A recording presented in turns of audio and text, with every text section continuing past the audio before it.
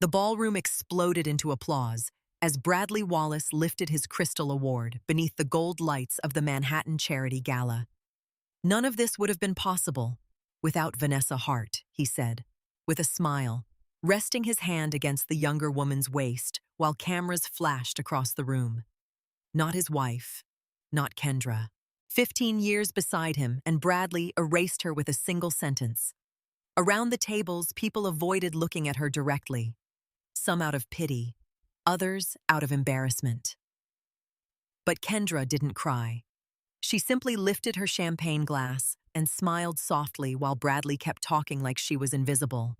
Because what nobody in that ballroom knew was that she had already started destroying him months ago. If you've ever stayed silent while someone underestimated you, comment below. Sometimes the quietest people are the ones planning the loudest ending. The Wallace house looked perfect from the outside, the kind of house people slowed down to admire when they drove through the wealthy Connecticut neighborhood. White stone exterior, black shutters, massive windows glowing warm gold at night.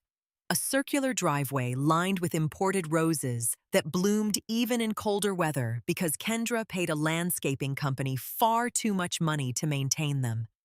Perfection had become part of her job. Kendra Wallace stood alone in the kitchen at 6:30 in the morning, pouring coffee into a porcelain cup while the house remained painfully silent around her. The marble counters gleamed beneath soft, pendant lights. Somewhere upstairs, the shower was running. Bradley was awake, but not with her. He hadn't had breakfast with her in months. Kendra stared at her reflection in the dark kitchen window. At 39, she was still beautiful in a quiet, elegant way. Soft, dark curls brushed against her shoulders. Her features were delicate but sharp enough to hold authority when she chose to use it. The problem was, she rarely did anymore. Not because she couldn't, because somewhere along the way she learned peace was easier than conflict. Or at least, she used to believe that. Her phone buzzed softly beside the coffee cup. A headline flashed across the screen. Mercer Analytics expands into European markets under CEO Bradley Wallace. There was a photo attached. Bradley in a navy suit, Vanessa Hart standing beside him, smiling. Too close. Kendra locked the screen before the ache in her chest had time to spread. She heard footsteps descending the staircase moments later. Bradley entered the kitchen already dressed for work, adjusting the cuffs of his expensive charcoal suit. He smelled like cedarwood cologne and arrogance. He barely looked at her. "Morning." "Morning," Kendra replied softly. Bradley grabbed his espresso without asking whether she wanted company, without asking whether she'd slept well, without noticing she'd been awake since 4 in the morning. Again. "Big investor meeting today," he said while checking his watch. "Vanessa and I will probably be in Manhattan until late." Vanessa and I. Not the team, not the company. Vanessa and I. Kendra nodded once. "I'll have dinner waiting if you're home." Bradley gave a distracted hum of acknowledgement before his phone lit up. A smile instantly touched his mouth. Not for her, never for her lately. Kendra looked away before he could notice she'd seen it. That had become her survival instinct.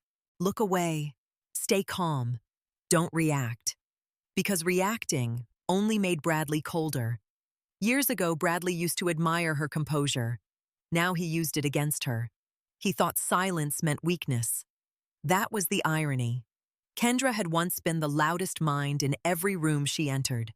At 26, she graduated top of her MBA class at Columbia. Professors fought over recruiting her. Hedge funds offered her 6-figure salaries before graduation. She could break apart market trends in minutes and predict financial behavior with terrifying precision. That was how she met Bradley. Back then, he wasn't Bradley Wallace, corporate king of Mercer Analytics. He was just a desperate man with ambition bigger than his talent. Kendra remembered the tiny apartment in Brooklyn they used to share. She remembered helping him rewrite business proposals until 3 in the morning. Remembered paying their rent after Bradley's startup nearly collapsed during its first year. She remembered believing love meant building together. The bitter thing about sacrifice was that people eventually forgot you made it. Bradley glanced toward her again while slipping on his watch. You should come to the Langford Charity Gala tomorrow night. Kendra blinked lightly. You hate when I go to those. I didn't say hate. His tone sharpened immediately. You always take things personally. There it was. The subtle twist. The manipulation polished smooth after years of practice. Kendra lowered her eyes toward her coffee. Okay. Bradley grabbed his keys. Wear something nice. Investors notice appearances. Not you look beautiful. Not I want you beside me. Appearances. The front door shut seconds later, and the house became silent again. Kendra stood motionless in the kitchen long after he left. Then slowly she sat down. For a moment, exhaustion cracked through her calm expression. Not dramatic tears, not screaming, just the unbearable heaviness of being unwanted inside your own marriage. Her gaze drifted toward the dining room. 15 years. 15 years of shrinking herself to protect a man who kept demanding more space. A memory surfaced without permission. 3 months earlier, their anniversary dinner, Kendra had reserved a private rooftop restaurant in Manhattan. Candlelight, jazz music, Bradley's favorite wine imported from Italy. She waited alone for nearly 2 hours. Then Bradley texted, "Emergency meeting. Don't wait up." Later that night, social media photos appeared online. Bradley and Vanessa at another event, laughing together, his hand resting casually against her lower back. Kendra remembered staring at the photo until sunrise. Not because she needed proof, because seeing betrayal publicly displayed somehow hurt more than the betrayal itself. Her phone rang suddenly, pulling her back into the present. Naomi Bennett. Kendra smiled faintly before answering. Naomi had been her closest friend since law school electives back at Columbia. Sharp-tongued, brilliant, one of the most feared corporate litigators in New York now. Kendra Wallace, Naomi said immediately. Tell me you're finally divorcing that man. A tired laugh escaped Kendra. Good morning to you too. I'm serious. Kendra leaned back in her chair. You always are. You sound exhausted. There was a pause. Kendra almost lied automatically, almost said she was fine, but something stopped her this time. I think, she whispered carefully, I don't recognize my life anymore. Silence filled the line briefly. Then Naomi spoke softer. That bad Kendra closed her eyes. I don't think Bradley even sees me now. Naomi exhaled slowly. Men like Bradley only notice silence when it finally disappears. Kendra looked down at her wedding ring. The diamond suddenly felt heavy. Maybe I stayed quiet too long. No, Naomi corrected gently. You loved someone too long. The words lodged painfully in Kendra's chest. After the call ended, Kendra wandered upstairs into Bradley's home office. Technically, she never came in here anymore. Bradley hated people touching his things now, especially her. The office smelled cold, leather, expensive whiskey, ego. Kendra adjusted a stack of folders left carelessly near the desk. Then froze. Bradley's voice drifted faintly through the partially connected conference speaker, still active on his laptop. Kendra Bradley laughed lightly to someone on the call. She's harmless. Trust me. My wife would never fight back. Male laughter echoed through the speaker. Kendra stopped breathing for a second. Harmless. Not brilliant. Not loyal. Not the woman who built half his empire beside him. Harmless. Her fingers slowly tightened around the folder in her hand. And for the first time in years, something inside Kendra Wallace became very, very still. By the time Kendra pulled into the circular driveway of the Wallace estate, rain had already begun falling across Connecticut in thin silver streaks. The mansion stood glowing against the dark sky like something out of an architectural magazine. Massive stone columns, floor-to-ceiling windows, perfect landscaping trimmed with obsessive precision. Eleanor Wallace believed appearances were a form of power. And tonight, just like every family dinner before it, Kendra already knew she would be the weakest person in the room. A valet opened her car door beneath a black umbrella. Mrs. Wallace. Kendra thanked him softly and stepped out carefully in her dark emerald dress, smoothing invisible wrinkles from the fabric before entering the house. The smell of roasted garlic and expensive perfume filled the foyer immediately. Voices echoed from the dining room. Bradley's laugh, Vanessa's laugh. Kendra paused for half a second, then continued walking. Eleanor Wallace noticed her first. "There she is," Eleanor announced while sipping white wine. "We were beginning to think you weren't coming." The older woman sat at the head of the long dining table, like royalty presiding over a kingdom. Her silver jewelry gleamed beneath the chandelier. Her smile was elegant, but never warm. Kendra kissed her cheek politely. Traffic was bad. Eleanor's eyes swept over Kendra's dress with clinical judgment. "At least you dressed appropriately tonight?" Kendra smiled faintly. Years ago, comments like that used to hurt. Now they simply exhausted her. Richard Wallace looked up briefly from his whiskey. Kendra. "Good evening, Richard." Richard had mastered emotional absence long before Bradley ever did. He rarely insulted Kendra directly. He simply never defended her. Bradley entered moments later from the adjoining kitchen, loosening his tie slightly. And for one stupid second, Kendra's heart still reacted to him. Even now, even after everything. That was the humiliating part of loving someone too long. Bradley looked good tonight. Sharp jawline, expensive navy suit. That effortless confidence wealth had carved into him over the years. Vanessa walked beside him carrying 2 wine glasses. Too comfortable, too familiar. She wore a cream silk dress that hugged her body perfectly. Younger than Kendra by nearly 10 years, Vanessa carried herself with the kind of polished ambition that turned heads in every room. And she knew it. "Oh, good," Vanessa said brightly when she saw Kendra. "I was worried you might miss dinner." Kendra accepted the subtle insult quietly. Worried. As though Vanessa belonged here. As though Kendra were the outsider. Bradley sat beside Vanessa before realizing what he'd done. A brief, awkward silence followed. Then Eleanor smoothly rescued him. "Well," she said dryly, "I suppose seating arrangements hardly matter after 15 years of marriage." Kendra lowered herself into her chair slowly. Across from her, Vanessa smiled into her wine glass. The dinner began, and almost immediately the attacks started. Not openly, never openly. The Wallace family preferred elegant cruelty. "Bradley tells us the European expansion is going beautifully," Eleanor said while cutting into her steak. "You must be proud, Vanessa." Vanessa gave a modest smile. "It's been exciting.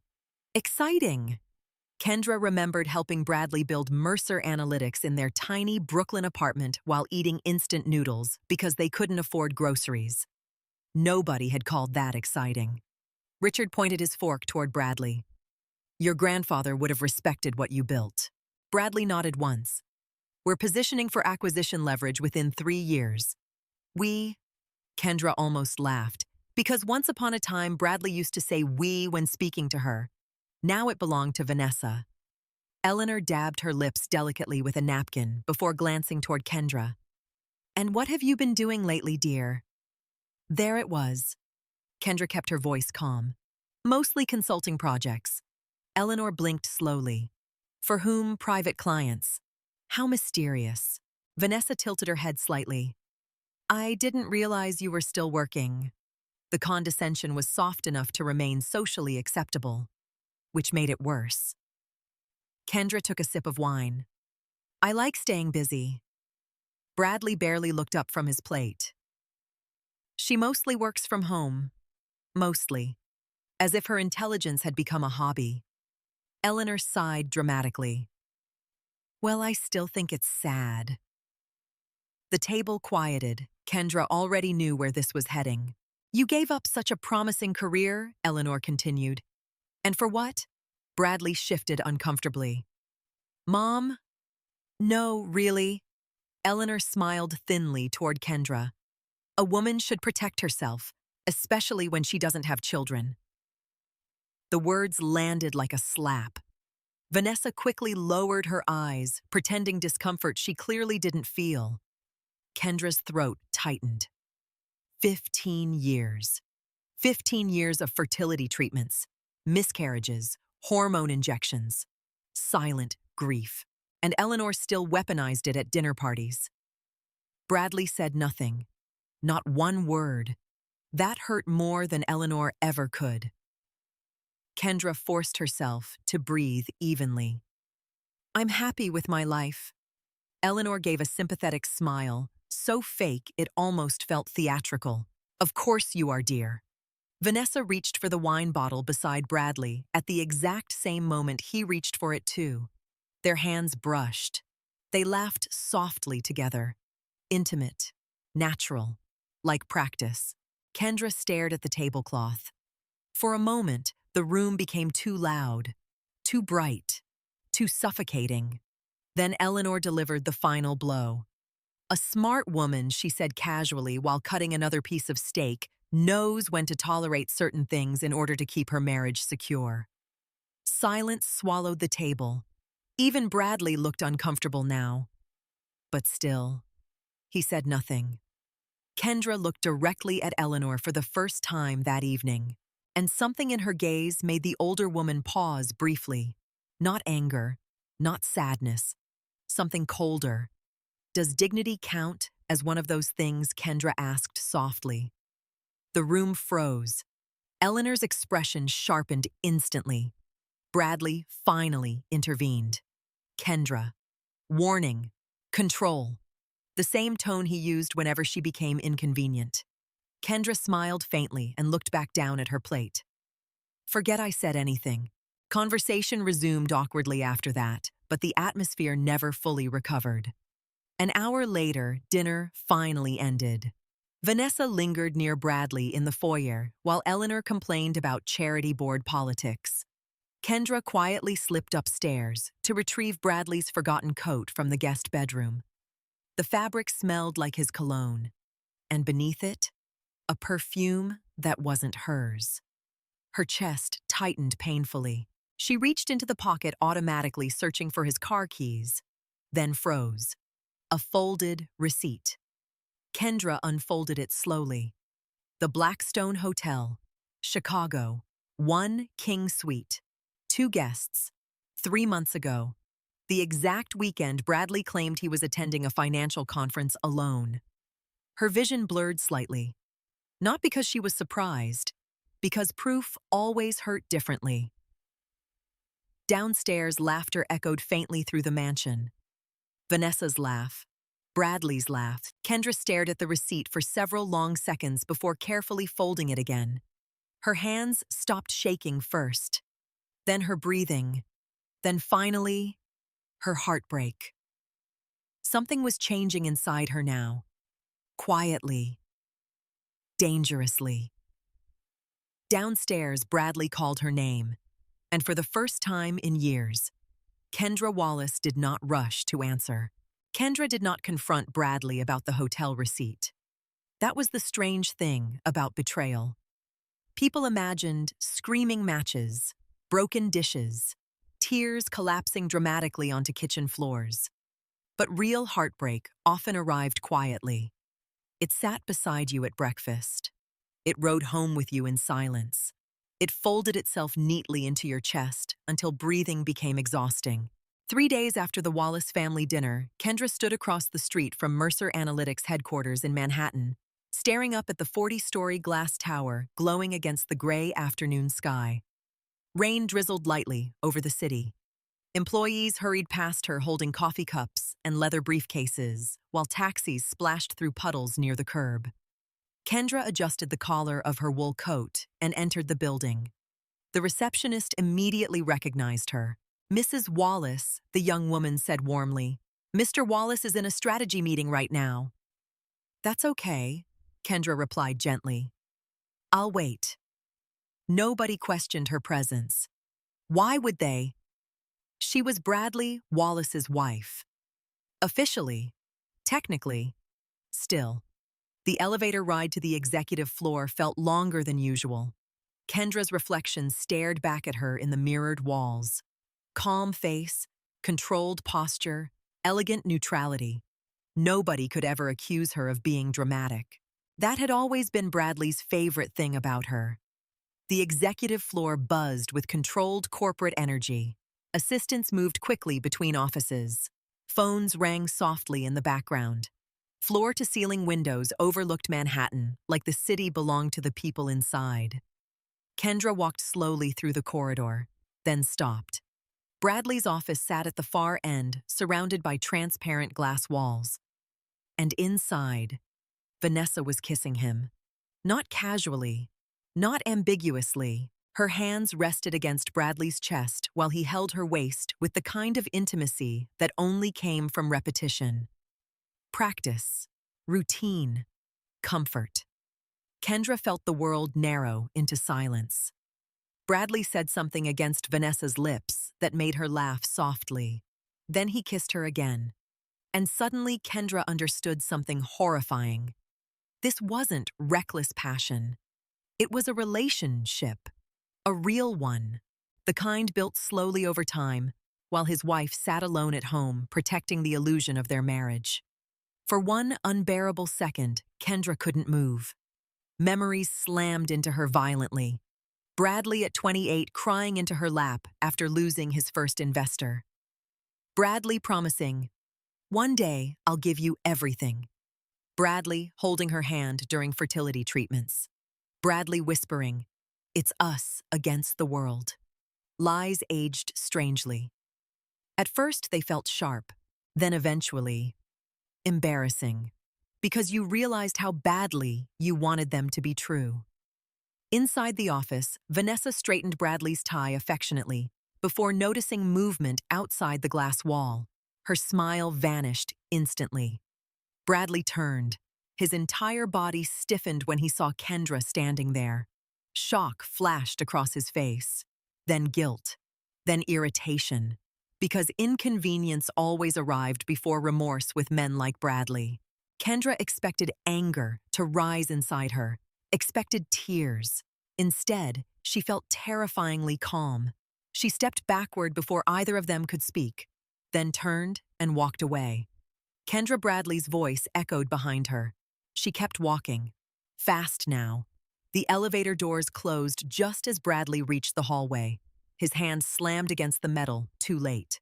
And for the first time in 15 years, Kendra left him chasing her. The moment the elevator reached the lobby, her legs nearly gave out. She walked outside into the freezing rain without opening her umbrella. Cold water soaked through her coat instantly. Still, she kept walking. 1 block, 2 blocks, 3. Until finally she reached her car parked near Bryant Park. The second the door closed behind her, the composure shattered. Not loudly. Kendra didn't sob dramatically. Her pain came out differently.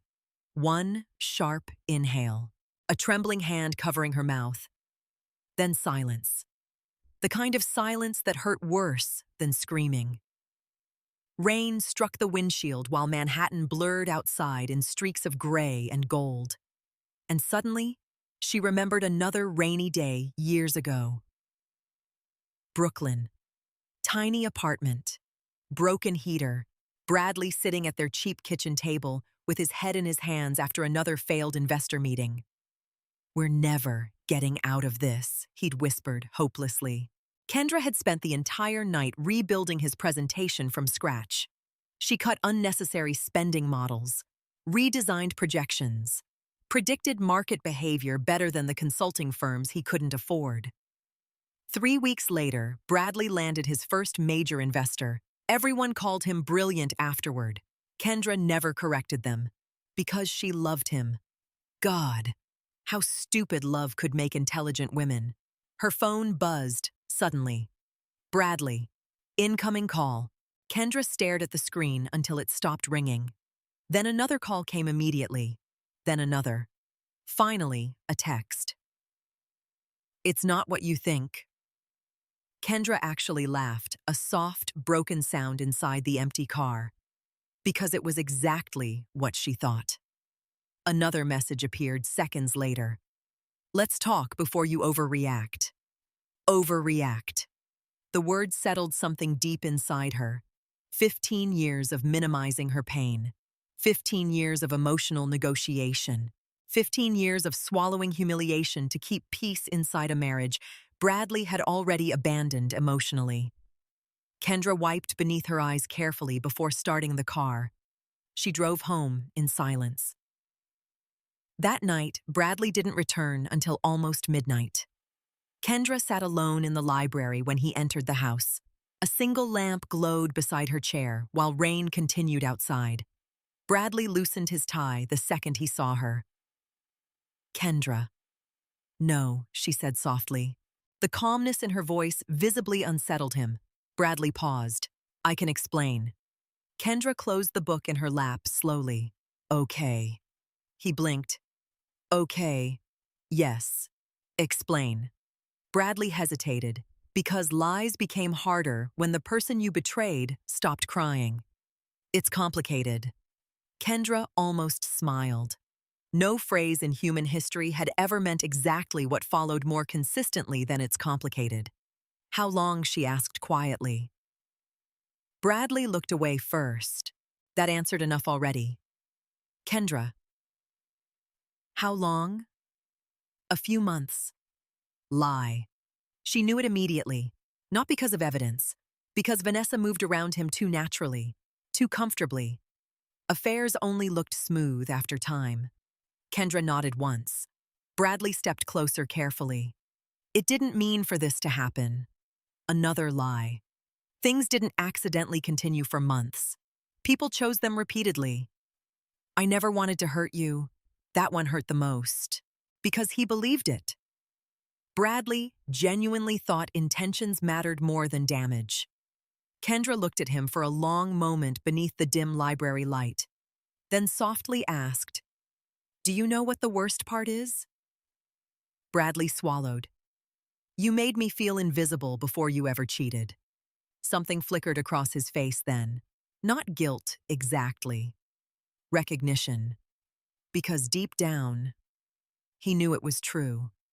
The room fell silent again. Finally, Bradley rubbed a hand across his jaw tiredly. I think we both changed. No, Kendra thought quietly. Only one of them forgot who the other person was. Bradley's phone buzzed in his pocket. Vanessa. Kendra saw the name illuminate briefly against the dark room. Bradley declined the call immediately. Too late. Kendra stood slowly from the chair. I'm tired, she whispered. Kendra. She looked at him one last time, and for the first time since marrying Bradley Wallace, she saw him clearly. Not powerful, not brilliant, just selfish, which somehow made him look smaller than she remembered. Upstairs, after Bradley finally fell asleep in the guest bedroom, Kendra entered the walk-in closet, quietly. Hidden behind old storage boxes sat a small locked fireproof case she hadn't touched in years. Her fingers trembled slightly while opening it. Inside were original documents from Mercer Analytics' earliest days. Business frameworks, investor drafts, ownership agreements, and at the very bottom, one contract with her signature beside Bradley's. Kendra stared at it for a very long time, then slowly sat down on the closet floor. Because for the first time, she realized Bradley wasn't just betraying her emotionally. He was trying to erase her entirely. The strange thing about heartbreak was how quickly it could transform into clarity. 3 weeks ago, Kendra Wallace still cried in silence after Bradley fell asleep. Now she watched him the way accountants studied numbers before uncovering fraud. Carefully, emotionlessly, precisely. It began with small things. Screenshots, calendar entries, expense reports. Late-night calls Bradley took outside on the patio. Kendra stopped asking questions, and Bradley, mistaking silence for surrender, became careless. That was his first real mistake. On a cold Tuesday morning, Kendra sat inside a quiet cafe in Manhattan, across from Naomi Bennett. The restaurant overlooked Bryant Park, where people hurried through winter wind, carrying overpriced coffee and exhaustion. Naomi stirred her espresso slowly while staring at the stack of copied documents Kendra had placed on the table. Then she looked up sharply. Jesus Christ. Kendra remained calm. I know. No, Naomi corrected. I don't think you do. She slid one of the documents forward. This account transfer alone could become a major legal problem for Bradley. Kendra folded her hands carefully in her lap. I'm not trying to destroy him. Naomi laughed once. You still protect him even now? Kendra looked out the window. Snow had started falling lightly over the city. I loved him. Naomi's expression softened briefly, and he weaponized that love. Silence settled between them. Naomi had always been terrifyingly direct. One of the reasons she became one of New York's most feared corporate litigators by 38. She leaned forward now. Kendra, listen to me carefully. Naomi tapped the paperwork again. Bradley isn't just cheating on you. He's moving assets quietly. Ownership structures, too. Kendra's stomach tightened. I saw some of that already. No. Naomi shook her head. You saw enough to hurt your feelings. I'm telling you there's enough here to threaten your legal rights. That landed differently. Kendra's pulse slowed, because suddenly this wasn't only betrayal. It was strategy. And strategy. That language Kendra understood fluently. Naomi flipped through several more papers. These shell transfers, offshore consulting payments. Vanessa Hart approving internal reallocations. She exhaled sharply. This is either extremely unethical or extremely stupid. Bradley's both lately. Naomi smirked despite herself. There she is. Kendra frowned lightly. Who the woman I knew at Columbia? For the first time in months, something almost resembling confidence flickered quietly inside Kendra. Almost. Naomi studied her carefully. You know what your problem is? Kendra gave a tired smile. I'm sure you're about to tell me. You spent 15 years shrinking yourself so Bradley could feel larger. The words hit too accurately. Kendra looked down at her untouched coffee. He used to love that I was ambitious.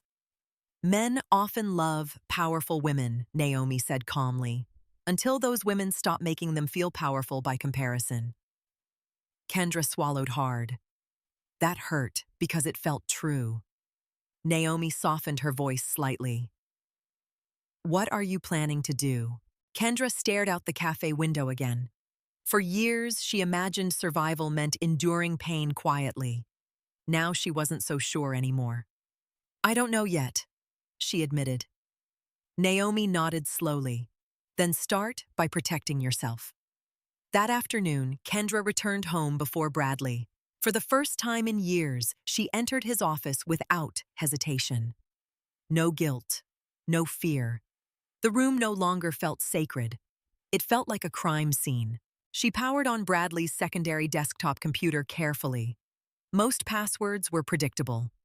Bradley always believed intelligence belonged exclusively to him now, which meant he underestimated hers constantly. Another mistake.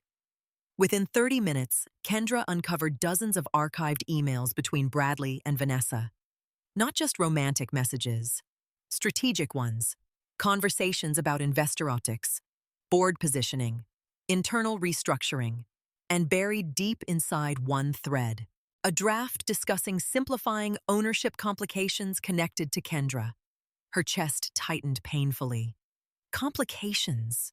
That was what she'd become after sacrificing 15 years building his empire beside him. A complication. Kendra continued reading, then froze completely. One attachment contained proposed revisions to Mercer Analytics' foundational ownership agreements. Her name was gone entirely. Not minimized. Removed. As though she'd never existed. Something cold settled inside her then. Not rage, not grief. Something quieter, more dangerous. Resolve. Her phone buzzed suddenly. Bradley. Hey, he said casually when she answered. I'll be late tonight. Kendra closed the laptop softly, with Vanessa silence, tiny but revealing. Bradley recovered quickly. We have clients in town. Of course. You okay? The question almost made her laugh. Not because he cared, because he wanted reassurance, wanted normalcy, wanted comfort, without accountability. I'm fine, Kendra answered calmly. Bradley relaxed immediately. Good. Good. That one word told her everything. He truly believed she would tolerate this forever. After the call ended, Kendra copied every file onto an encrypted drive Naomi had given her earlier. Emails, contracts, financial records, hidden transfers. By the time she finished, dusk had settled over Connecticut. Outside the office windows, snow drifted softly across the backyard. The house looked beautiful, like a photograph, like a lie. Later that evening, Kendra attended a private networking event in Manhattan under a consulting alias Naomi helped establish months earlier. Most people there didn't recognize her as Bradley Wallace's wife. And strangely, that freedom felt intoxicating. A hedge fund manager spent 20 minutes asking Kendra about market volatility trends in European tech sectors. By the end of the conversation, he looked stunned. You should be running a firm somewhere. Kendra smiled politely. I used to think so too.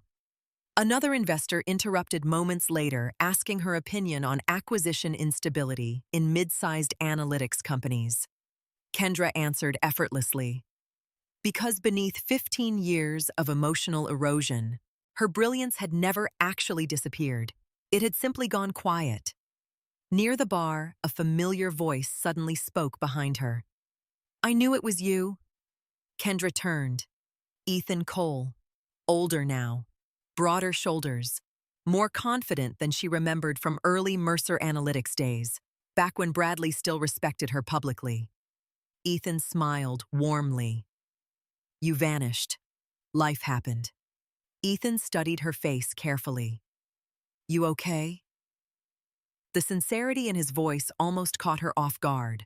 Most people around Bradley only asked questions strategically now. Ethan always asked like he genuinely wanted the answer. Kendra nodded softly. I'm getting there. His expression sharpened slightly. Bradley's an idiot, by the way. Kendra blinked. You know, Ethan gave a dry laugh. Kendra. Half of Manhattan knows.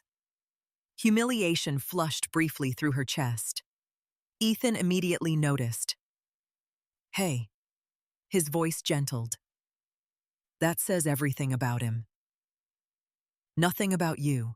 The kindness nearly broke her composure more than cruelty ever had. Before leaving, Ethan handed her a business card. There's a private consulting project opening soon. Major acquisition strategy. They need someone dangerous. Dangerous. Kendra almost smiled at the word, because nobody had called her dangerous in a very long time. That night, Bradley came home after midnight smelling like whiskey and expensive perfume. Kendra sat reading quietly in bed when he entered. You're awake. Mm-hmm. Bradley loosened his tie while studying her carefully. Something about her felt different lately. More distant. Less fragile. It unsettled him even if he couldn't explain why. He sat on the edge of the bed. You've been quiet. Kendra looked up slowly. You used to like that about me. Bradley frowned slightly. That's not what I meant. No, she thought. It was exactly what you meant. Bradley reached toward her hand instinctively. Kendra closed the book before he could touch her. Not dramatically, not cruelly, just enough. And for the first time, Bradley looked uncertain around her. After he finally fell asleep beside her, Kendra slipped quietly from the bed and walked downstairs into the dark kitchen. She opened her laptop, then created a private encrypted folder. The title was simple: Evidence. Kendra stared at the word for several long seconds, then began uploading everything. Every lie, every transfer, every betrayal. Outside snow continued falling softly over the silent Connecticut mansion. And upstairs, Bradley Wallace slept peacefully beside the woman he still believed would never fight back. The divorce papers arrived on a Thursday night. Not through lawyers, not formally. Bradley handed them to Kendra across the kitchen island while reheated pasta sat untouched between them. Like 15 years of marriage could be folded neatly into a stack of printed pages. Outside, freezing rain battered the windows of the Connecticut house. The weather report warned of an incoming winter storm, but inside the Wallace home, the storm had already arrived, weeks ago. Kendra stared at the envelope without touching it. Bradley loosened his tie impatiently. "We need to handle this like adults."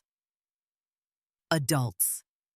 Interesting word choice from a man sleeping with another woman while quietly restructuring assets behind his wife's back. Kendra finally lifted the papers. The first page blurred slightly before her eyes. Petition for dissolution of marriage. Her throat tightened despite everything.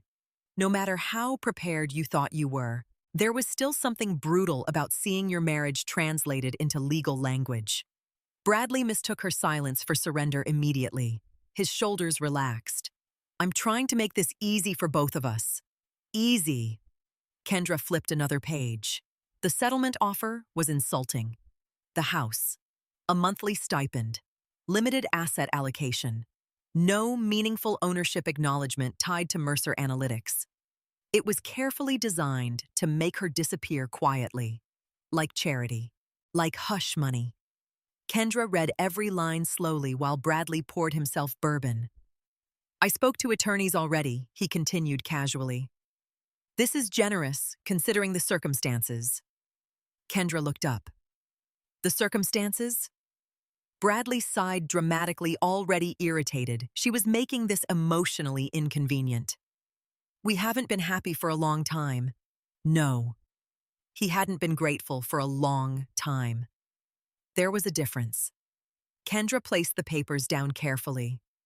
"And Vanessa," Bradley's jaw tightened instantly. "I'm not discussing her tonight." A laugh almost escaped Kendra then. Not because anything felt funny, because the audacity had become surreal. "You brought divorce papers into our kitchen," she said softly. "But mentioning your mistress is too far." Bradley rubbed a hand across his face. "This is exactly why I didn't want things getting ugly." Ugly! As though betrayal only became offensive once the victim acknowledged it out loud. Kendra studied him quietly beneath the warm kitchen lights. And suddenly she saw him differently again. Smaller. Not physically. Morally. A man so accustomed to admiration that accountability felt cruel to him. Bradley took another sip of bourbon. "I didn't plan for any of this to happen." There's that sentence again. What Kendra leaned back slowly. "You keep talking about your choices like they happened to you." Bradley's expression hardened slightly. "I'm trying to be respectful here." Respectful. Kendra remembered sitting alone in fertility clinics while Bradley answered Vanessa's texts beneath the table. Respectful. She remembered anniversaries forgotten. Public humiliations disguised as jokes. Emotional starvation stretched across years until she barely recognized herself anymore. And still, Bradley believed he was handling this respectfully. Her chest ached suddenly from exhaustion more than heartbreak. "How long have you wanted out?" she asked quietly. Bradley looked away first. "That's not important. It is to me." Silence stretched between them. Finally, Bradley exhaled heavily. "I think we became different people." Coward. That answer translated roughly into, "I stopped valuing you once. Success made me believe I deserved better." Kendra lowered her eyes toward the divorce papers again. "You know what hurts the most?" Bradley didn't answer. "You didn't even try to save us." For the first time that evening, something resembling guilt flickered briefly across his face. Then his phone buzzed. The screen lit up against the marble counter. Vanessa. Kendra saw Bradley hesitate. Just for half a second. Then he silenced the call. Too late. Again. Something inside Kendra hardened further. Bradley set the phone face down immediately. It's complicated. No, Kendra said softly. It's actually very simple. Bradley's patience finally cracked slightly. You think this is easy for me? There it was. The self-pity. Men like Bradley always centered themselves even inside destruction they created. Kendra looked at him carefully. You already left this marriage emotionally a long time ago. Tonight is just paperwork. Bradley stood abruptly and walked toward the windows.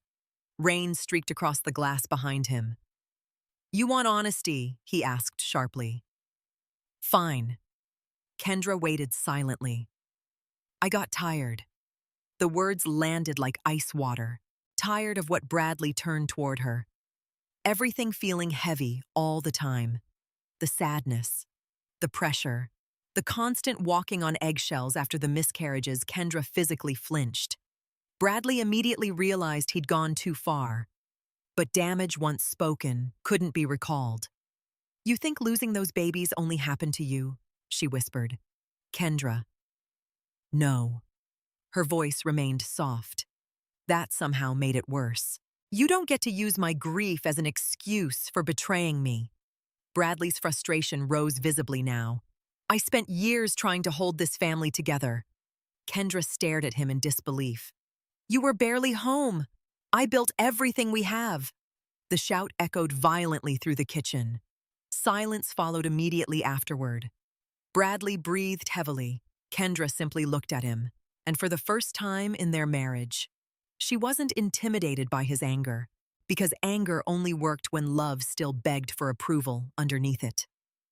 That part of her was dying now, slowly, irreversibly. Bradley ran both hands through his hair. We can end this peacefully if you cooperate. There it was again, the quiet threat hidden beneath polished language. Cooperate, meaning accept humiliation quietly, disappear gracefully, protect his reputation. Kendra suddenly remembered something Naomi said days earlier. Quiet women are the most dangerous when they finally stop protecting you. Her gaze drifted toward the divorce papers again, then toward Bradley. You really think I can't survive without you, don't you? Bradley hesitated too long. And that hesitation answered everything. Kendra smiled then, not warmly, not bitterly, just sadly. You have no idea who I am anymore. Bradley frowned. What's that supposed to mean? Kendra stood slowly from the kitchen stool. For years, she avoided conflict because she thought love required endurance. Now she understood something different. Love without respect became slow, emotional suffocation. Bradley watched her carefully now, uneasy, as though sensing the atmosphere shifting beneath his feet, without understanding why. I'm tired, Kendra said quietly. Kendra, we still need to discuss. Not tonight. The same two words from the outline now heavier. Bradley blinked. What? She gathered the divorce papers calmly. Not tonight. Then she walked upstairs. Bradley remained frozen in the kitchen, confused, because this wasn't the reaction he expected. No screaming, no begging, no emotional collapse. And somehow, that unsettled him more. Upstairs, Kendra entered the master bedroom slowly and closed the door behind her. Her hands trembled only after she was alone.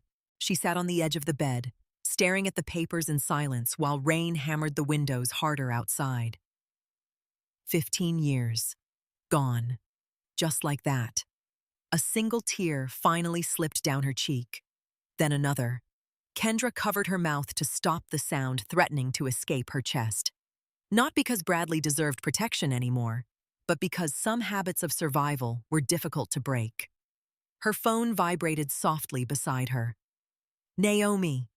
Kendra answered immediately. What happened? Naomi asked without greeting. Kendra closed her eyes. He asked for a divorce. Silence. Then Naomi's voice became terrifyingly calm. Did you sign anything so? Good. Kendra wiped beneath her eyes slowly. He thinks I'll just accept it. Naomi laughed once. Cold. Sharp. That's because Bradley Wallace still thinks he's the smartest person in the room. Kendra looked toward the storm outside the bedroom windows. Somewhere downstairs, she heard Bradley pacing across the kitchen floor. Restless now. Uneasy. For the first time in years. Kendra inhaled slowly, then whispered the words that would change everything. It's time. 8 years earlier, Bradley Wallace stood on a freezing Brooklyn sidewalk wearing the same suit he'd worn to 3 failed investor meetings that week. Snow collected against his shoulders while he stared blankly through the windows of a 24-hour diner across the street. Inside, Kendra sat waiting for him. Even then, she looked composed in ways he never understood. Not cold, not distant, steady, like she carried calm inside her bones. Bradley entered the diner with defeat written all over him. His tie hung loose around his neck. Exhaustion shadowed his face. "It's over," he muttered while sliding into the booth across from her. Kendra closed her laptop slowly. What happened? They passed. Again. The word remained unspoken between them. Another investor rejecting Mercer Analytics. Another polite email explaining Bradley's projections lacked long-term confidence indicators. Another reminder that ambition without structure rarely survived reality. Bradley laughed bitterly and rubbed both hands across his face. "I'm 31 years old and can't even keep a company alive." Kendra watched him quietly for several seconds. Then she turned her laptop around. Bradley frowned. "What's this better presentation? What?" "You built Mercer Analytics around data collection," Kendra explained calmly. "But investors don't care about raw analytics. They care about predictive behavior." Bradley blinked at the screen. Kendra had rebuilt his entire proposal overnight. Financial forecasting, consumer behavior mapping, acquisition positioning, expansion modeling, every weakness repaired with terrifying precision. Bradley stared at her. "How long did this take you?" Kendra shrugged lightly. "I couldn't sleep." The truth was, Kendra had stayed awake until 4 in the morning, rewriting the future of his company, while Bradley slept beside her exhausted from failure. Back then, love still felt noble to her. Bradley looked up slowly.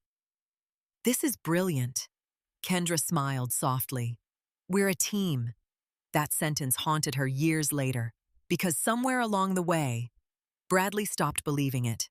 The flashback dissolved slowly as present-day Kendra sat inside Naomi Bennett's law office overlooking downtown Manhattan. Rain traced lines against the massive windows, while stacks of legal folders covered Naomi's desk. Kendra stared at one particular document in silence. The original Mercer Analytics ownership agreement. Her name sat directly beside Bradley's signature. Equal founding percentages. Naomi leaned back in her chair. He tried to bury this. Kendra looked up slowly. "Can he?" Naomi's expression sharpened immediately. "Oh, absolutely not." Relief should have come. Instead, Kendra only felt tired. Naomi tapped the document carefully. "Kendra, this changes everything." "No," Kendra corrected quietly. "It reveals everything." That was the problem. Bradley had convinced the world Mercer Analytics belonged solely to him because Kendra allowed herself to disappear behind his success. She remembered every sacrifice now with painful clarity. The apartment she paid for after Bradley's second failed launch, selling her grandmother's jewelry to cover payroll during Mercer's first year, skipping elite finance offers because Bradley said, "Once we make it, we'll both have everything." But success changed Bradley gradually, then completely. The first shift happened after Mercer Analytics landed its first major acquisition contract. Suddenly, Bradley became obsessed with appearances. Country clubs, luxury watches, private investor dinners. People started praising him constantly. and Bradley began needing that praise like oxygen. Meanwhile, Kendra quietly handled operational strategy behind the scenes. At first, Bradley still credited her publicly, then less, then never. Naomi interrupted her thoughts. You know what bothers me most? Kendra looked toward her. He didn't just betray you emotionally. Naomi's voice hardened. He rewrote history. That landed brutally because it was true. Bradley hadn't only cheated, he erased her contributions, her brilliance, her sacrifice, her existence inside the empire they built together. Kendra swallowed hard. I let it happen. No. Naomi shook her head firmly. You trusted someone who benefited from your silence. The distinction mattered. Even if Kendra wasn't fully ready to forgive herself yet. Naomi stood and walked toward a nearby cabinet before returning with another folder. Now here's the interesting part. Kendra frowned slightly.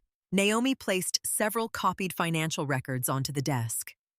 Mercer Analytics expanded aggressively over the last 3 years. Yes, too aggressively. Kendra immediately focused.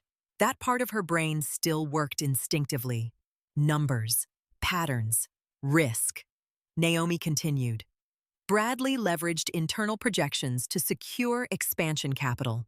But if ownership disputes emerge publicly, she tapped the papers. Investors panic. Kendra's pulse slowed. Strategic thinking activated automatically now, like waking up muscles unused for years.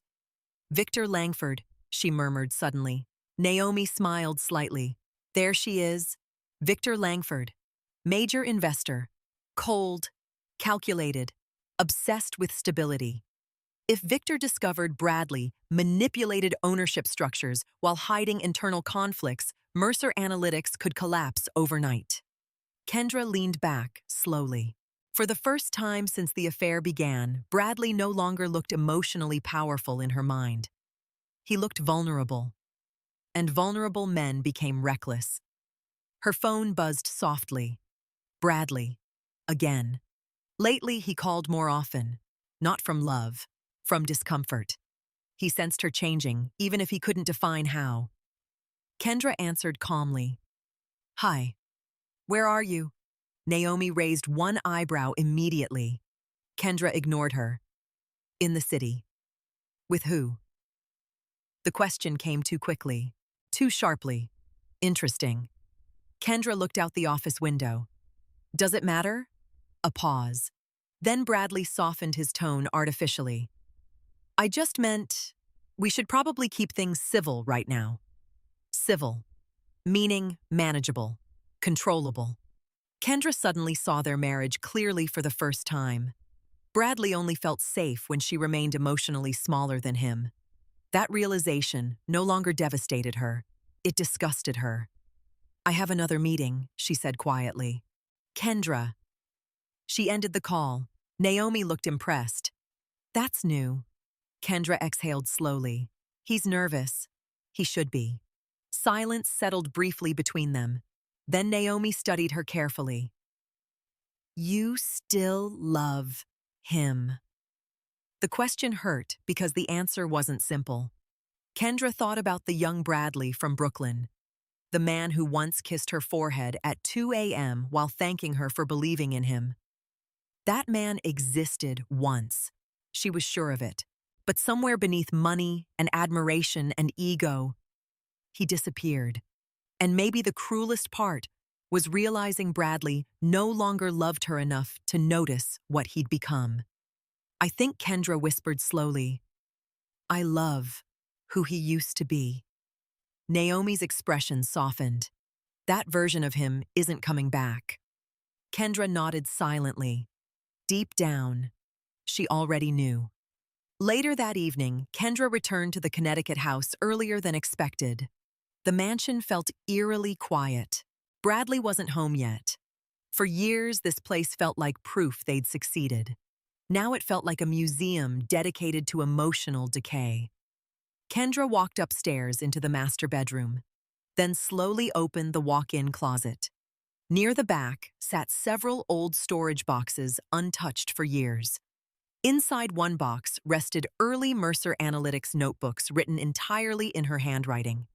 Strategy outlines, market behavior frameworks, investor psychology models. Kendra sat cross-legged on the floor, flipping through the pages slowly. Every idea Bradley later became famous for started here, started with her. Tears finally burned behind her eyes again. Not because she missed him, because she missed herself. The ambitious woman who once believed partnership meant mutual protection. The woman who thought silence preserved love. Kendra wiped her eyes quickly just as headlights appeared outside the bedroom windows. Bradley was home. She heard the front door open downstairs, then his footsteps, then his voice calling for her. Her. Kendra.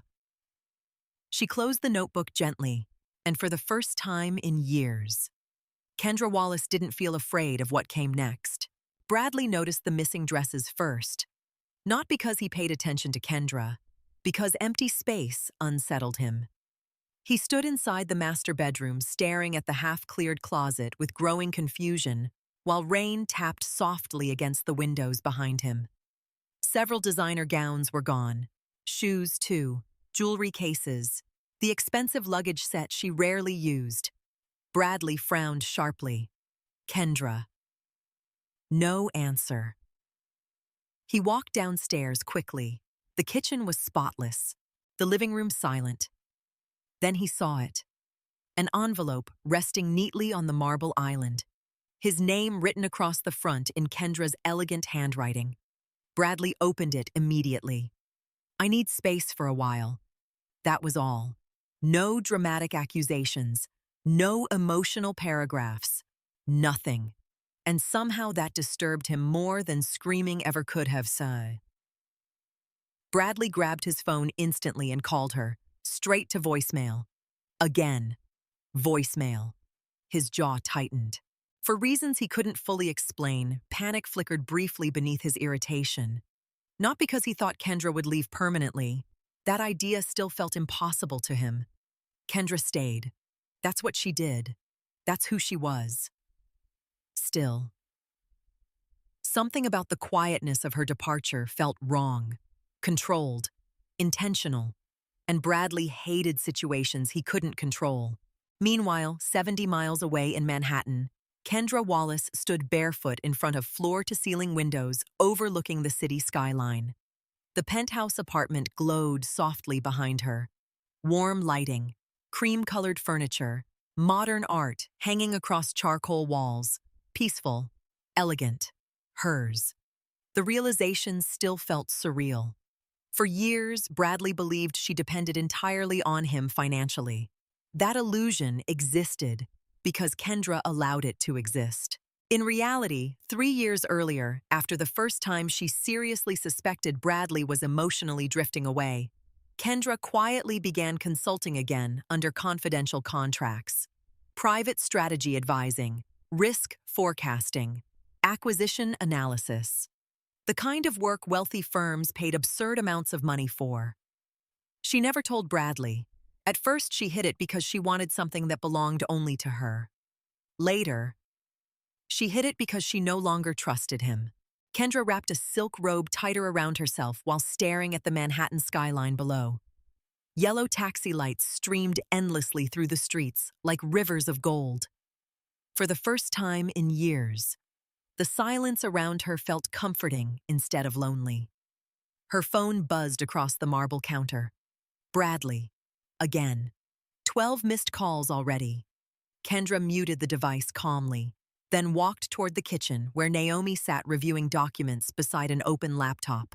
Naomi looked up immediately. He's spiraling. Kendra poured herself sparkling water. He'll survive. Naomi smirked faintly. That sounded almost cold. Kendra leaned against the counter. I spent 15 years explaining my pain gently so he wouldn't feel attacked. Naomi nodded slowly. And now Kendra stared out toward the city again. Now I'm tired. That was the truth. Not rage, not revenge fantasies. Exhaustion. The kind born from loving someone who slowly trained you to disappear. Naomi closed the laptop. Well, unfortunately for Bradley, exhausted women eventually stopped negotiating. Kendra almost smiled. A knock interrupted them moments later. Naomi opened the door. Ethan Cole stood outside holding a bottle of wine. He paused briefly when he saw Kendra. And unlike Bradley lately, Ethan actually looked at her. Not through her. At her. "You look different," he said carefully. Kendra lifted one eyebrow. Different good or different terrifying? Honestly, Ethan stepped inside with a grin. A little of both. Naomi laughed softly. Ethan had once worked closely with Kendra during Mercer Analytics' earliest years before leaving to join a major acquisition firm in Manhattan. Back then, he openly admired her intelligence. Bradley used to admire that too, until admiration became insecurity. The three of them settled around the penthouse dining table while Manhattan glittered outside the windows. Ethan loosened his coat. "So," he looked toward Kendra carefully. "How bad is Bradley handling this?" Kendra took a slow sip of water. "He still thinks I'm bluffing." Naomi snorted. Classic narcissistic optimism. Ethan's expression darkened slightly. "He brought Vanessa to a board dinner last week." Kendra remained calm externally. Internally, something twisted sharply. "Publicly?" "Not officially," Ethan said carefully, "but subtle enough to humiliate you if people already knew." People already knew. That part hurt less now. Humiliation lost power once grief transformed into clarity. Naomi leaned forward. "Tell her about the acquisition." Ethan nodded immediately. "Our firm is evaluating Mercer Analytics quietly." Kendra stilled slightly. "Interesting," Ethan continued. "There are concerns about aggressive expansion and internal instability. Investors want a strategic advisor to evaluate acquisition risk before negotiations continue." Kendra understood instantly. This wasn't casual consulting. This was corporate warfare. "And you want me?" she said softly. Ethan held her gaze. "We need the smartest person who ever built that company." The words landed somewhere deep inside her chest. Not because they flattered her, because Bradley hadn't spoken about her intelligence in years. Only her emotional inconvenience. Naomi folded her arms. "And the best part?" Ethan grinned slightly. "Bradley has no idea who the lead consultant is yet." Kendra looked toward the skyline again. The city lights reflected in the windows like fractured stars. A dangerous idea slowly formed in her mind. Not revenge, exactly. Something cleaner. Truth. Exposure. Balance. Ethan studied her expression carefully. "You don't have to do this." Kendra finally looked back at him. "No," she said quietly. "I think I finally do." Later that evening, after Naomi and Ethan left, Kendra wandered slowly through the penthouse alone. The apartment still smelled new. Fresh paint, cedarwood candles, expensive linen. Freedom had a scent, apparently. She paused inside the bedroom overlooking Central Park. For years, she believed independence meant loneliness. Now she was beginning to understand something else. Loneliness wasn't sleeping alone. Loneliness was begging for emotional warmth beside someone who stopped caring. Her phone buzzed again. Bradley. This time she answered. "Kendra." His voice carried immediate tension. "Where are you, Manhattan?" "What does that mean?" Kendra sat slowly on the edge of the bed. "It means I'm in Manhattan." "You left." The accusation irritated her unexpectedly. Not because he was wrong, because he sounded offended by consequences. "You asked for a divorce. That doesn't mean you disappear." Kendra closed her eyes briefly. There it was again. Bradley still expected access, control, availability, even after betrayal. "You have Vanessa," she said calmly. Silence. Then Bradley exhaled sharply. "This isn't about her. Everything was about her now, whether he admitted it or not. Kendra. His voice softened carefully. We can handle this privately. Private. Meaning no embarrassment, no accountability, no disruption to his reputation. Kendra suddenly remembered sitting alone during anniversaries while Bradley prioritized investor dinners. Remembered crying quietly in bathroom stalls after fertility appointments because Bradley was too busy to leave meetings early. Private suffering had protected him long enough. I'm tired, Bradley. You keep saying that. Because you never listened the first time. Silence filled the line. Heavy now. Uncomfortable. For the first time in years, Bradley didn't seem confident around her. And strangely, that frightened him. Kendra, he said quietly, don't do anything reckless. A soft laugh escaped her before she could stop it. Reckless. He still thought emotion motivated her, still underestimated her completely. No, Kendra whispered while staring out across the Manhattan skyline. For the first time in a very long time. I'm thinking clearly. Then she ended the call. Far below the penthouse windows, New York moved endlessly through the night. Power, ambition, reinvention, and standing there alone above the city. Kendra Wallace no longer looked like a woman abandoned by her husband. She looked like a woman returning to herself. Bradley Wallace hated uncertainty. And lately, uncertainty surrounded him everywhere. It started subtly. Investors asking sharper questions during meetings. Board members requesting additional documentation. Financial analysts suddenly pushing harder on acquisition exposure. Nothing catastrophic. Not yet. But enough to irritate him. Enough to keep him awake at night. Bradley stood inside Mercer Analytics' executive boardroom, staring out over Manhattan while assistants prepared presentation materials around him. The room smelled like espresso-polished wood and money. Normally, he thrived here. Control came naturally inside boardrooms. Charm, confidence, authority.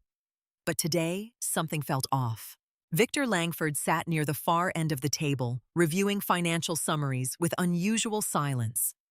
Gerald Mercer, chairman of the board, looked equally tense. Bradley adjusted his cufflinks. Before we begin, Gerald said calmly, our acquisition partners requested an independent strategic consultant to review internal positioning. Bradley forced a polite smile. That seems unnecessary at this stage. Victor looked up immediately. Given recent expansion volatility, I disagree. Bradley's jaw tightened almost invisibly. Volatility. Interesting word choice. Gerald continued, the consultant's preliminary analysis was impressive enough that the acquisition committee requested a full presentation. Bradley leaned back slightly. Who are they? Gerald shrugged. Anonymous for now. Standard confidentiality clause. Bradley hated anonymous people. Anonymous people couldn't be controlled. The meeting began. Slides illuminated across the massive screen while executives reviewed expansion models and projected European growth. Then Gerald opened another file. Our consultant identified several strategic concerns. Bradley folded his arms carefully, such as Gerald adjusted his glasses. Over-leveraged expansion, internal governance instability, possible exposure tied to executive conduct. The room became very still. Bradley's pulse slowed. Not fear, calculation. Whoever this consultant was, they knew too much. Victor slid several pages across the table. These risk assessments are exceptionally detailed. Bradley scanned them quickly and froze. The language felt familiar, painfully familiar, precise, controlled, elegant. The consultant dismantled Mercer Analytics' vulnerabilities with surgical intelligence. No emotional language, no dramatics, just devastating clarity. Bradley looked up slowly. Who wrote this? Gerald smiled, faintly. You sound impressed. Bradley ignored the comment. because suddenly something deeply uncomfortable crawled beneath his skin. He knew this mind. Or at least, he used to. Meanwhile, 20 floors below the boardroom, Kendra Wallace sat inside a private conference office reviewing market projections beside Ethan Cole. She wore a tailored black suit that made her look less like Bradley Wallace's abandoned wife, and more like the woman she used to be before love convinced her to become smaller. Ethan glanced toward her carefully. "You nervous?" Kendra continued, reading calmly. "No." That surprised even her. Months ago, the idea of re-entering Bradley's corporate world would have terrified her emotionally. Now, she simply felt focused. The emotional fog was lifting, and clarity was dangerous. Ethan leaned against the edge of the desk. "You know he's already suspicious." Kendra looked up. "Good." Ethan laughed softly. "That confidence looks good on you." Kendra almost smiled, then her expression turned thoughtful again. "Do you know the saddest part? What he still thinks this is emotional revenge." Ethan frowned slightly. "Isn't it?" Kendra looked toward the city skyline beyond the windows. "No." Her voice remained quiet. "This is correction. That was the difference. Revenge wanted suffering. Kendra wanted truth." Upstairs, Bradley barely heard the rest of the board discussion. His mind kept returning to the consultant report. Certain phrases echoed disturbingly. The structure, the strategic framing, even the forecasting models resembled methods he hadn't seen in years. Methods Kendra created originally. No. Impossible. Bradley immediately dismissed the thought. Kendra had been out of corporate strategy for too long. Hadn't she? Still. Unease followed him throughout the day. By evening, he sat alone inside his office, rereading the consultant analysis while Manhattan darkened outside the glass walls. Every weakness inside Mercer Analytics had been exposed elegantly, including hidden vulnerabilities connected to ownership disputes. Ownership disputes. Bradley's stomach tightened. A knock interrupted his thoughts. Vanessa entered carrying wine. "You've been impossible all day," she said lightly. Bradley barely looked at her. "Something's wrong." Vanessa placed the glasses down carefully. "With the acquisition?" "With everything." He stood abruptly and paced toward the windows. The consultant flagged internal governance exposure. Vanessa's expression changed instantly. Subtle, but noticeable. Bradley turned sharply. "What nothing?" "Vanessa." She crossed her arms slowly. "Maybe someone leaked something." Bradley stared at her. "What exactly would they leak?" Vanessa hesitated too long. "Interesting." Bradley stepped closer. "Did you talk to anyone?" "No." "Did you?" Her voice sharpened defensively now. Bradley studied her carefully for the first time in weeks. Really studied her. Vanessa always positioned herself near power, near advantage, near winning. And suddenly Bradley experienced a deeply unfamiliar sensation: distrust. Meanwhile, across Manhattan, Kendra attended a private investor cocktail gathering with Ethan and several acquisition executives. Nobody treated her like an accessory here. Nobody interrupted her. Nobody minimized her intelligence to protect fragile male egos. An older investor listened intently while Kendra explained strategic instability inside overexpanded analytics firms. "You should have been running Mercer Analytics years ago," he said. Bluntly. Kendra smiled politely. "Maybe I was." The man laughed without realizing she meant it literally. Across the room, Ethan watched her carefully. Not romantically, respectfully. That distinction mattered more than Kendra expected, because respect had become rarer in her marriage than affection. Her phone vibrated again. "Bradley." Kendra ignored it. Then another message arrived. "We need to talk." Another. "Call me back." Then finally, "Did you know about the acquisition review?" Kendra stared at the screen for several seconds before locking it calmly. Ethan noticed immediately. "Him." She nodded. "You gonna answer no?" Ethan smiled faintly. That's driving him insane, by the way. Good. Not because she enjoyed cruelty, because Bradley needed to experience uncertainty for once, needed to feel what emotional instability actually looked like. Later that night, Kendra returned to the penthouse, exhausted but strangely alive. The city glittered endlessly outside her windows. She removed her heels slowly near the bedroom doorway when another knock came unexpectedly. Kendra frowned. At this hour, she opened the door carefully and froze. Bradley stood outside. Rain darkened his coat shoulders. His jaw looked tense beneath the hallway lighting. For several seconds, neither of them spoke, because Bradley had never been here before, never seen this version of her life. The penthouse behind her, the confidence in her posture, the distance in her eyes, all of it unsettled him immediately. "You moved on fast," he said quietly. Kendra almost laughed. 15 years of emotional neglect, months of betrayal, and this felt fast to him. "What do you want, Bradley?" He looked past her into the apartment. "This place. I paid for it myself." That visibly affected him. Bradley blinked slowly. How Kendra folded her arms. "Did you really think I stopped being intelligent because you stopped noticing it?" The words landed hard. Bradley stepped inside after she silently allowed it. His eyes scanned the skyline windows, the elegant furniture, the evidence of independence everywhere.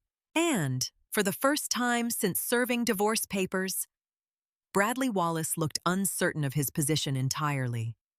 "Kendra," he said carefully, "what exactly are you doing?" She held his gaze calmly. "Surviving." "No." Bradley stepped closer. "This acquisition consultant." The board pressure. The investor concerns. His eyes narrowed slightly. "You know something." Kendra's expression remained unreadable. Bradley studied her face desperately now, searching, trying to regain control. Then finally he asked the question quietly. "Are you involved?" Kendra smiled softly, and somehow, that smile frightened him more than anger would have. Vanessa Hart had always believed she understood power. Power was beauty sharpened into strategy. Power was entering rooms and making wealthy men feel important enough to underestimate you. Power was attaching yourself to rising empires before everyone else recognized their value. And for nearly 3 years, Bradley Wallace had been the perfect investment. Successful, admired, emotionally dependent, easy to manipulate once his ego was fed correctly. But lately, something was changing. Vanessa stood inside Bradley's penthouse office overlooking Manhattan while he barked instructions into his phone for the third time in 20 minutes. "No, I want the board package reviewed again." Pause. "I don't care if legal already approved it." Another pause. "Then make them approve it again." He slammed the phone down hard. Vanessa crossed her arms slowly. "You're spiraling." Bradley rubbed both hands across his face. "You don't understand what's happening." "No," Vanessa replied carefully. "I understand exactly what's happening." And that was what frightened her. Because the moment Kendra Wallace stopped acting like a wounded wife, the balance shifted completely. Bradley paced toward the whiskey cart. The consultant flagged ownership exposure again today. Vanessa kept her voice calm despite the tension crawling beneath her skin. "So fix it." Bradley laughed bitterly. "You think I haven't tried?" That answer unsettled her more than she expected. Bradley was a control addict, a man who believed every problem could be managed through force money or confidence. If he sounded afraid now, the threat was real. Vanessa watched him pour bourbon with shaking hands. "When did Kendra become involved in this?" Bradley froze briefly. That reaction told Vanessa everything. Her stomach tightened. "You think it's her?" Bradley didn't answer immediately, which was answer enough. Vanessa turned toward the skyline windows. For the first time since beginning the affair, genuine anxiety crept into her chest. Because unlike Bradley, Vanessa had never underestimated Kendra completely. Quiet women unsettled her, especially intelligent quiet women. There was always something dangerous about people who watched more than they spoke. And Kendra Wallace had been watching for years. Meanwhile, 30 blocks downtown, Kendra sat inside a private strategy meeting with Victor Langford and several acquisition executives. The conference room overlooked the Hudson River beneath a cloudy winter sky. Victor studied her across the table carefully. "You know Mercer Analytics unusually well." Kendra remained composed. "I understand the industry." Victor's sharp eyes narrowed slightly. "No." He leaned back slowly. "You understand Bradley Wallace." That landed differently. Kendra folded her hands neatly together. "I used to." Victor watched her silently for several seconds before sliding another report toward her. "Walk me through this." Kendra glanced down. Internal spending irregularities. Vanessa's department. Luxury expenditures hidden beneath public relations allocations. Consulting transfers routed through questionable channels. Her pulse slowed immediately. Patterns emerged almost automatically now. Years ago, Bradley used to call this her superpower, the ability to see collapse forming before anyone else noticed instability. Kendra lifted her gaze calmly. Vanessa Hart is overspending aggressively to inflate Mercer Analytics' public image. Victor nodded once. "Go on." "She's creating artificial growth confidence through visibility campaigns instead of structural stability." Kendra's voice remained precise. "It works temporarily, until investors start examining internal burn rates." Victor almost smiled. "And what happens then?" Kendra met his eyes directly. "The illusion collapses." Silence filled the room. One executive shifted uncomfortably. Victor continued studying her carefully. "You know," he said softly, "Bradley once described his success as entirely self-made." A strange sadness flickered through Kendra's chest. Not because the statement hurt anymore, because Bradley genuinely rewrote history enough times to believe it himself. Victor leaned forward slightly. "That was never true, was it?" Kendra answered without bitterness. "No." Across Manhattan, Naomi Bennett sat inside her law office reviewing another wave of financial documents when her assistant rushed inside. "You need to see this." Naomi frowned. "What?" The assistant handed her printed emails. Naomi scanned them quickly, then smiled slowly, coldly. "Oh, Bradley." The emails exposed internal approval manipulation tied to Vanessa's department. Worse, there were indications Vanessa quietly positioned herself for executive influence independent of Bradley. Naomi grabbed her phone immediately. Kendra answered on the second ring. "What happened?" Naomi's smile widened. "I think Vanessa Hart just became your husband's karma." That evening, Bradley arrived unexpectedly at Vanessa's luxury apartment. He looked exhausted, worse than exhausted, cornered. Vanessa opened the door, wearing silk pajamas and controlled irritation. "You could have called first." Bradley brushed past her immediately. "We have a problem." Vanessa closed the door carefully. "You've been saying that for 2 weeks." "This is different." Bradley tossed a folder onto her marble counter. Vanessa opened it, then froze. Expense audits, internal discrepancies, approval signatures, her signatures. Her pulse quickened despite herself. Where did this come from? "The board." Vanessa looked up sharply. "That's impossible." "Apparently not." Bradley poured himself another drink aggressively. Vanessa's mind raced instantly. Who leaked this? How much did Kendra know? How long had she been preparing? For the first time, Vanessa realized something horrifying. Kendra hadn't reacted emotionally because she'd already shifted strategically. And strategic women were far more dangerous than heartbroken ones. Bradley suddenly looked toward Vanessa sharply. "Tell me the truth." Her expression remained controlled. "About what? Did you move any funds without clearing them properly?" Vanessa laughed softly. Incredible. What? You're panicking so suddenly this becomes my fault. Bradley stepped closer. You said your department cleaned everything. It did. Then why are there audit flags? Vanessa crossed her arms. Maybe because your company expanded recklessly while you were too busy having a midlife crisis. Bradley stared at her in disbelief, and suddenly the chemistry between them felt thinner, more transactional, less romantic, because affairs built in secrecy rarely survived pressure, especially when power started collapsing. Vanessa looked away first. That tiny moment told Bradley more than words. Distrust entered the room fully then. Meanwhile, Kendra stood alone on her penthouse balcony, wrapped in a wool coat, while snow drifted softly over Manhattan. The city lights glowed beneath her like scattered stars. Her phone buzzed. Naomi again. Kendra. Naomi said immediately, "You need to hear this."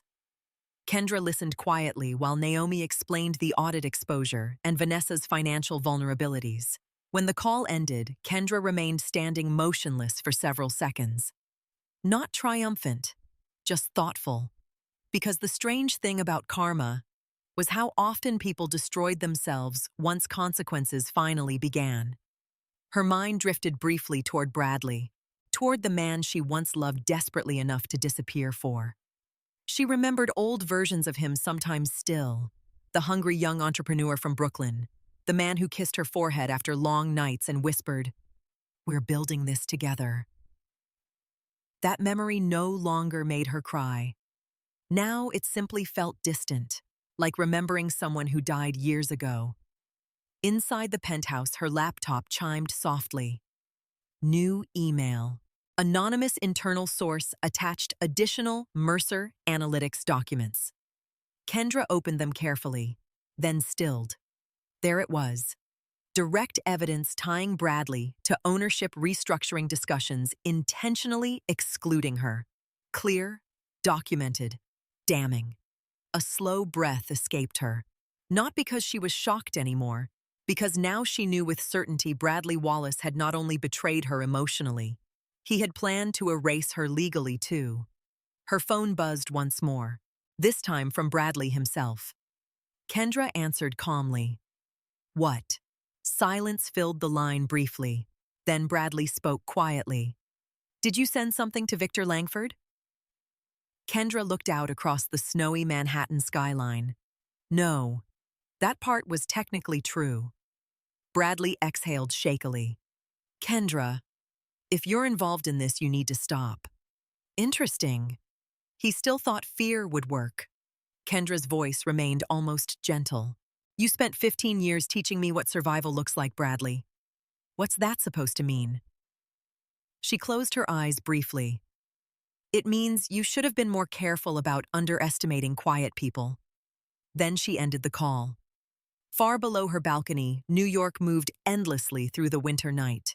And somewhere across the city, Bradley Wallace finally began realizing something terrifying.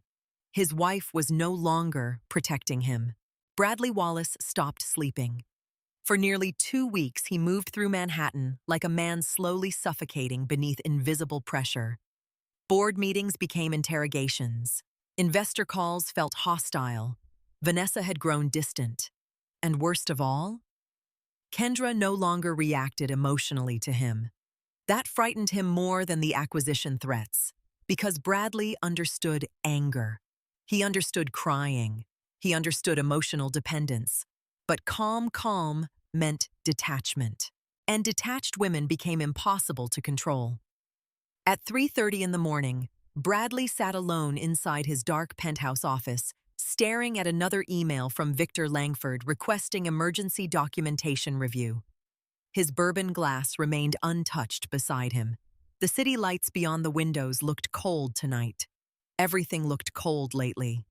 His phone buzzed. Gerald Mercer. Bradley answered immediately. What now? Gerald sighed heavily through the line. You need to get ahead of this. Bradley's jaw tightened. Get ahead of what exactly ownership questions are spreading internally. A dangerous silence followed. Then Bradley spoke carefully. Who's spreading them? We don't know. Lie. Or at least incomplete truth. Bradley felt it instantly. Gerald continued. There's also concern regarding Vanessa Hart's financial authorizations. Bradley rubbed his forehead violently. She followed approved procedures. Did she? That single question ignited something ugly inside him. I built this company.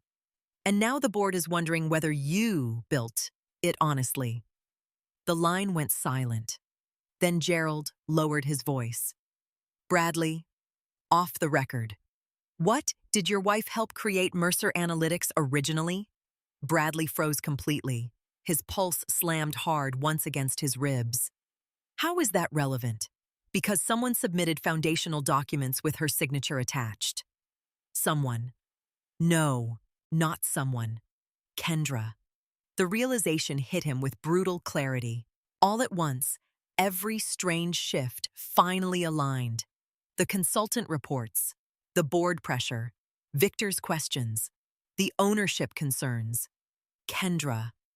Bradley stood abruptly so fast his chair crashed backward against the floor. She's behind this. Gerald sounded confused. What? But Bradley already ended the call. Rage flooded through him instantly. Not clean rage, panic disguised as anger, because deep down, he finally understood something horrifying. Kendra wasn't reacting emotionally anymore. She was thinking strategically, and strategic Kendra had always been the most dangerous version of her. Across Manhattan, Kendra sat peacefully inside her penthouse kitchen while snow drifted softly beyond the windows. For the first time in years, mornings no longer began with anxiety. No waiting for Bradley's moods. No emotional calculations before speaking. No shrinking. Just quiet. Healing arrived strangely sometimes. Not dramatic, not cinematic. Just small moments where your body finally realized it was safe. Her phone rang sharply against the marble counter. Bradley. Kendra stared at the screen briefly before answering. What? You lied to me. His voice shook with fury. Interesting. Kendra sipped her coffee calmly. That narrows things down very little. Don't do that. Do what act like you don't know what's happening. Kendra walked slowly toward the windows. Snow covered Manhattan in soft white silence below.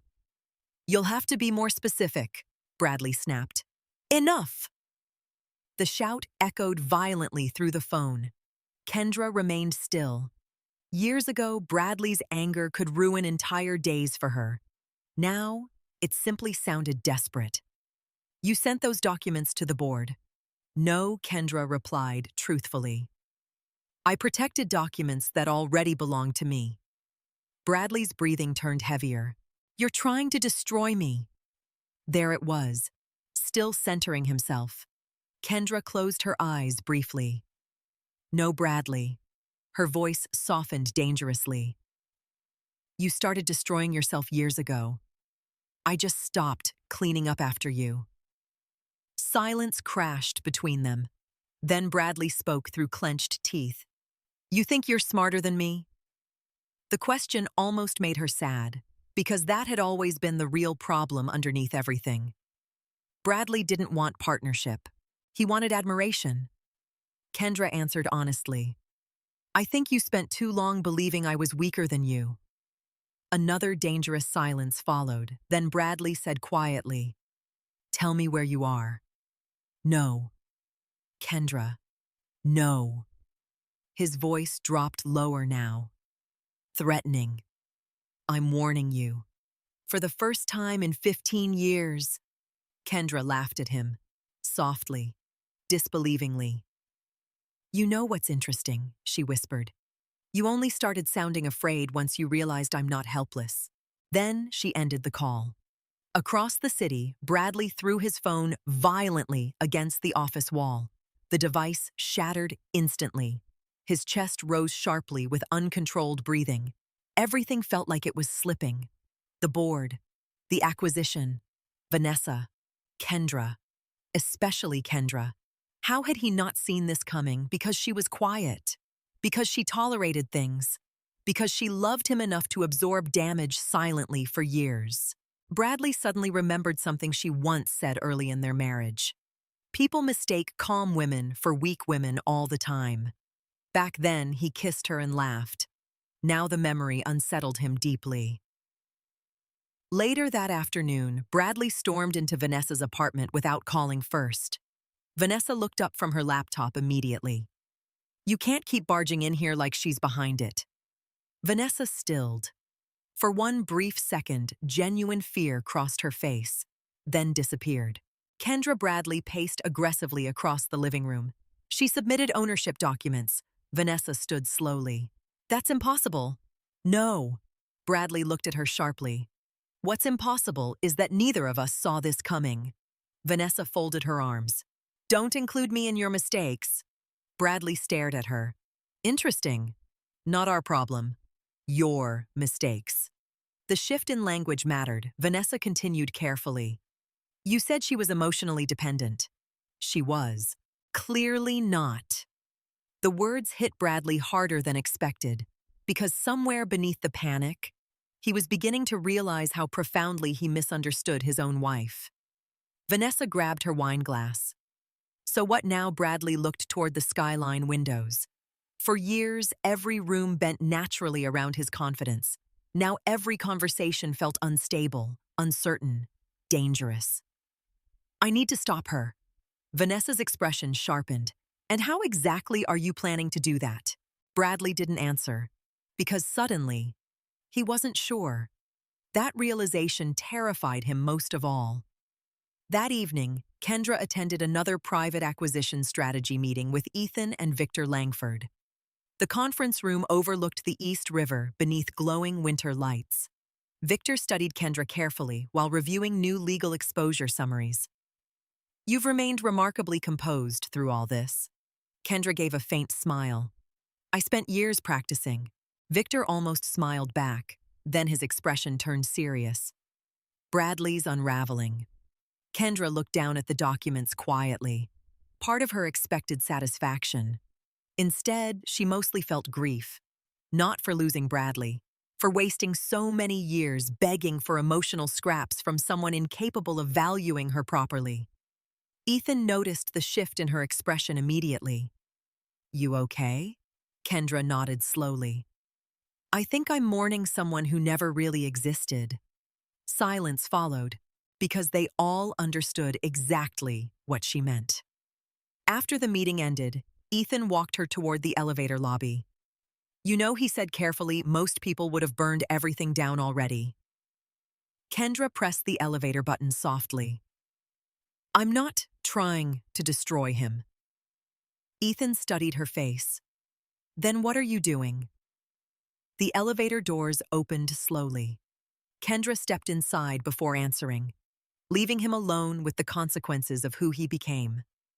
The doors closed, and for the first time in his life, Bradley Wallace was learning what happened when the quietest person in the room finally stopped protecting everyone else from the truth.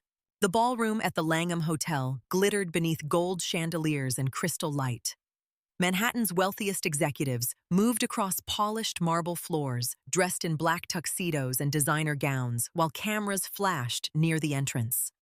Normally, Bradley Wallace loved nights like this.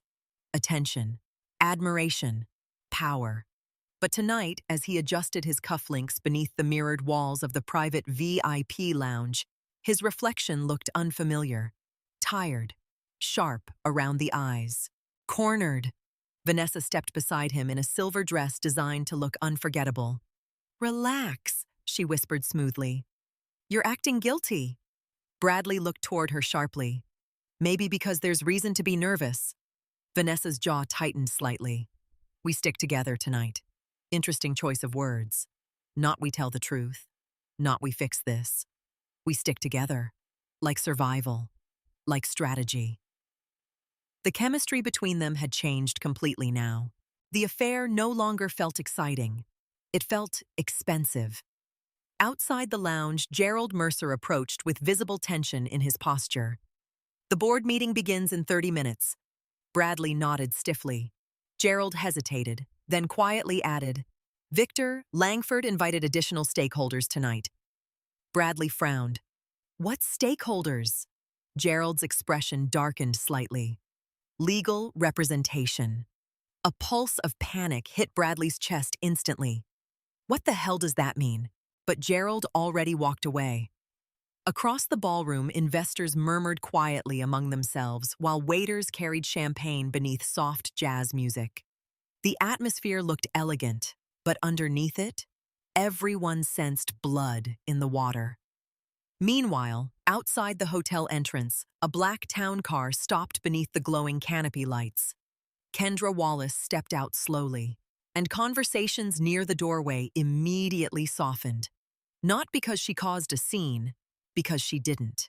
Kendra wore a black velvet gown that moved like shadow against the marble floor.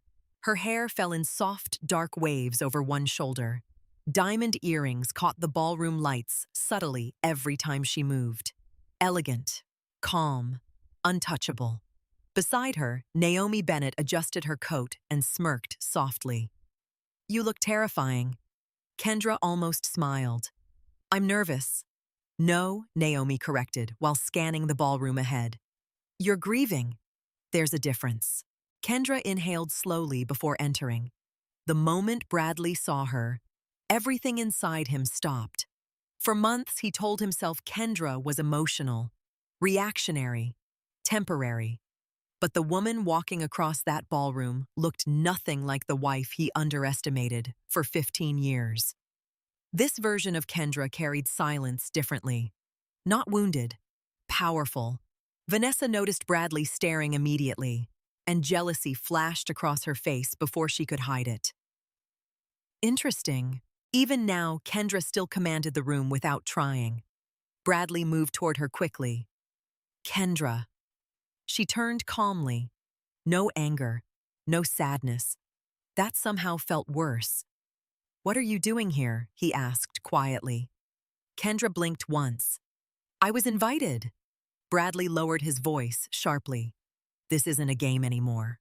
No, she agreed softly. It stopped being a game when you tried to erase me legally. Bradley's face hardened instantly. People nearby pretended not to listen, but everyone listened. Vanessa approached carefully now.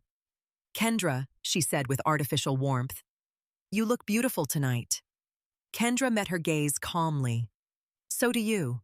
No sarcasm, no hostility.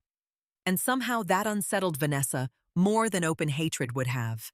Because women like Vanessa understood competition. They didn't understand peace. Gerald Mercer suddenly appeared beside them. Bradley, he said carefully, the board's ready.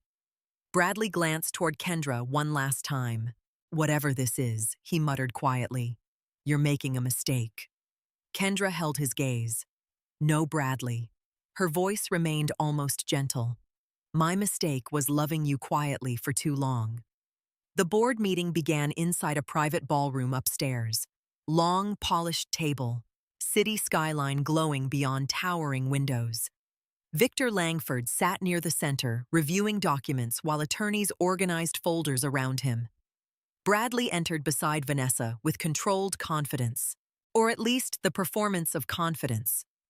Kendra sat across the table beside Naomi. The moment Bradley saw legal binders stacked in front of them, genuine fear entered his eyes. Victor began calmly.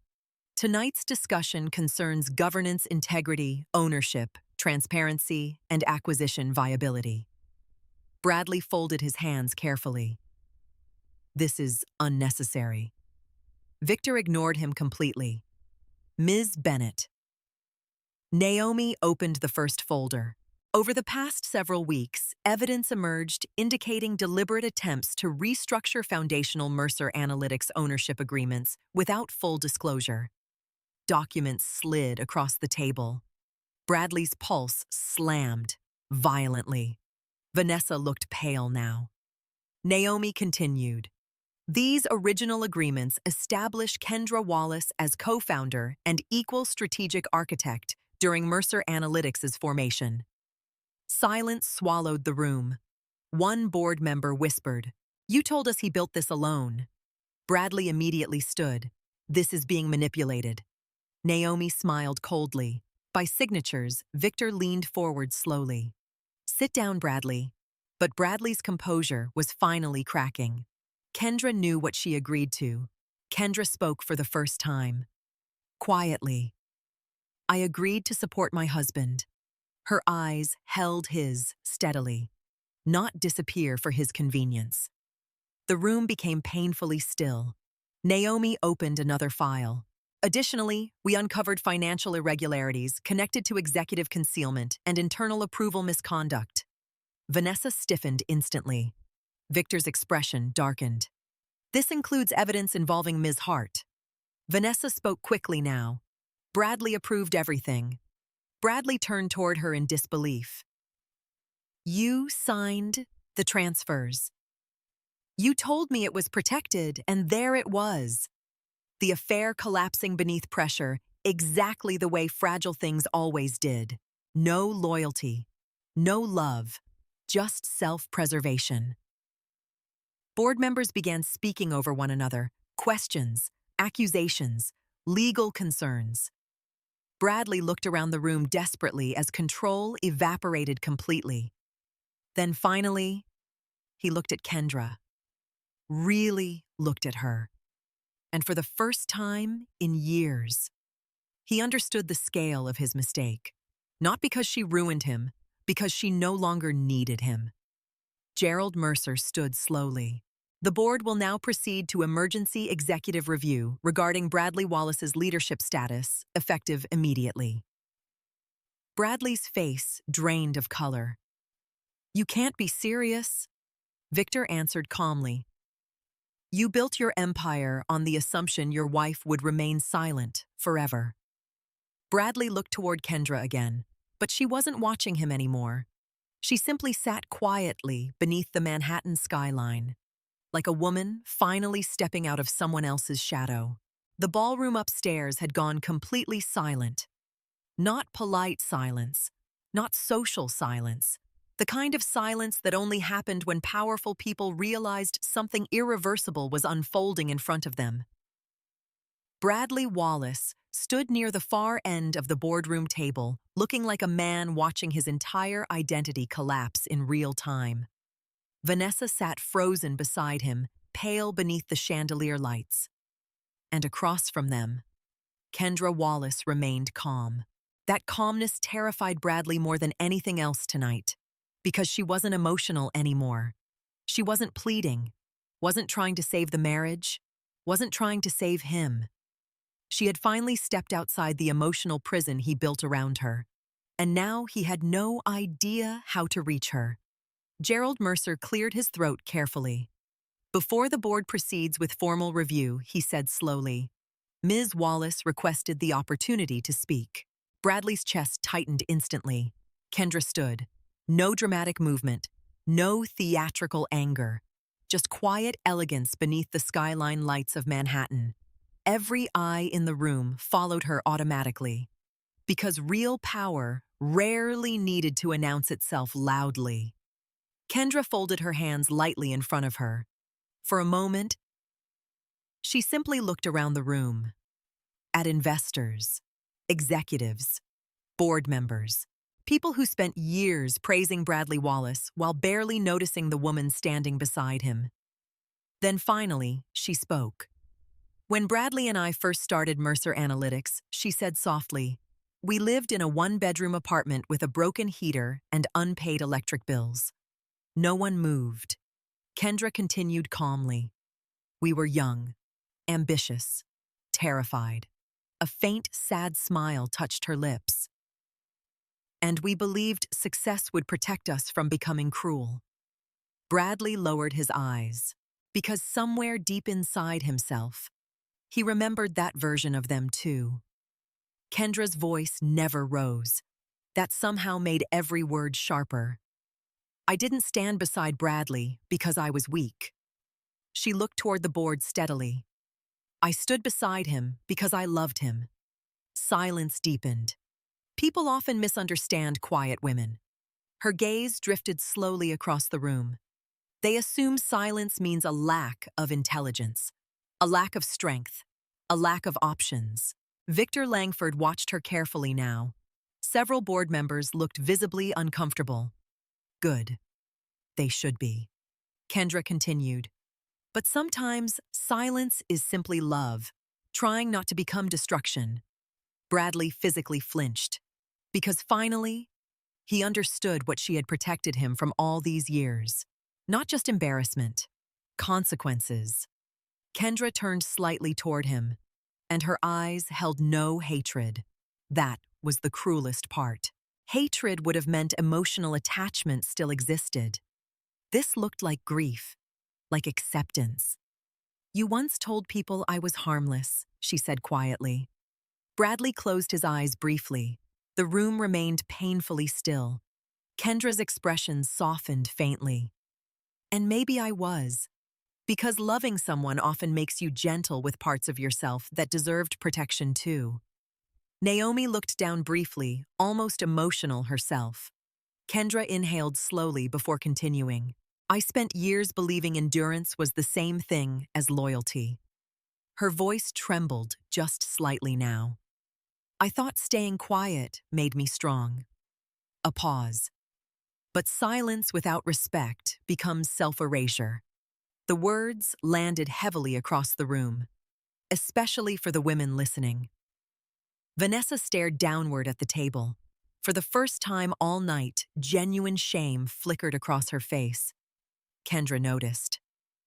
And strangely, she no longer hated Vanessa either, because women like Vanessa didn't create broken men. They simply benefited from them.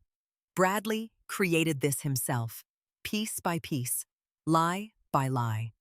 Kendra looked toward the skyline windows. When Mercer Analytics succeeded, Bradley slowly stopped seeing me as his partner. Her eyes returned calmly to the room. Then eventually, he stopped seeing me at all. Bradley's breathing became uneven, because every sentence was true. And truth sounded unbearable when spoken publicly. Kendra's gaze found him again. You didn't betray me the day you cheated. Bradley looked up slowly. You betrayed me the moment you decided my sacrifices belonged to you. Something inside Bradley visibly cracked then. Not performatively, not strategically. Real damage. Because no investor criticism, no board investigation, had ever cut him this deeply. Kendra's voice softened further.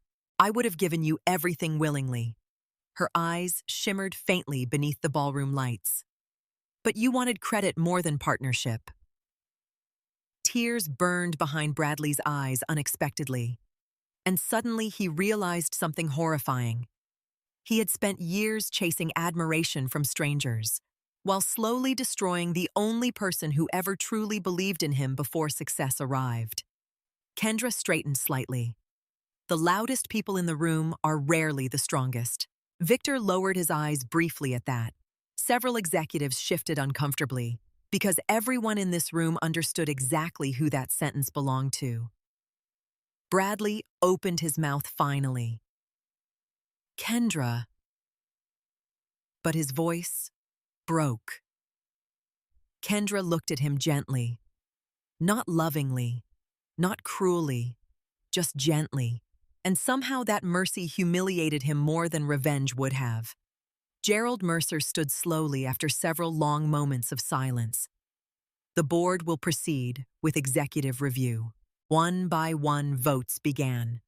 Formal, cold, corporate. Each decision stripping away pieces of Bradley Wallace's empire. Bradley barely heard them anymore, because his attention never left Kendra. The woman he spent 15 years underestimating. The woman who never screamed, never exposed him publicly, never weaponized his weaknesses, until he forced her to stop protecting him. Finally, Gerald spoke the words aloud. Effective immediately, Bradley Wallace is removed from executive leadership pending full investigation. Silence followed. Bradley sat motionless. Vanessa quietly looked away.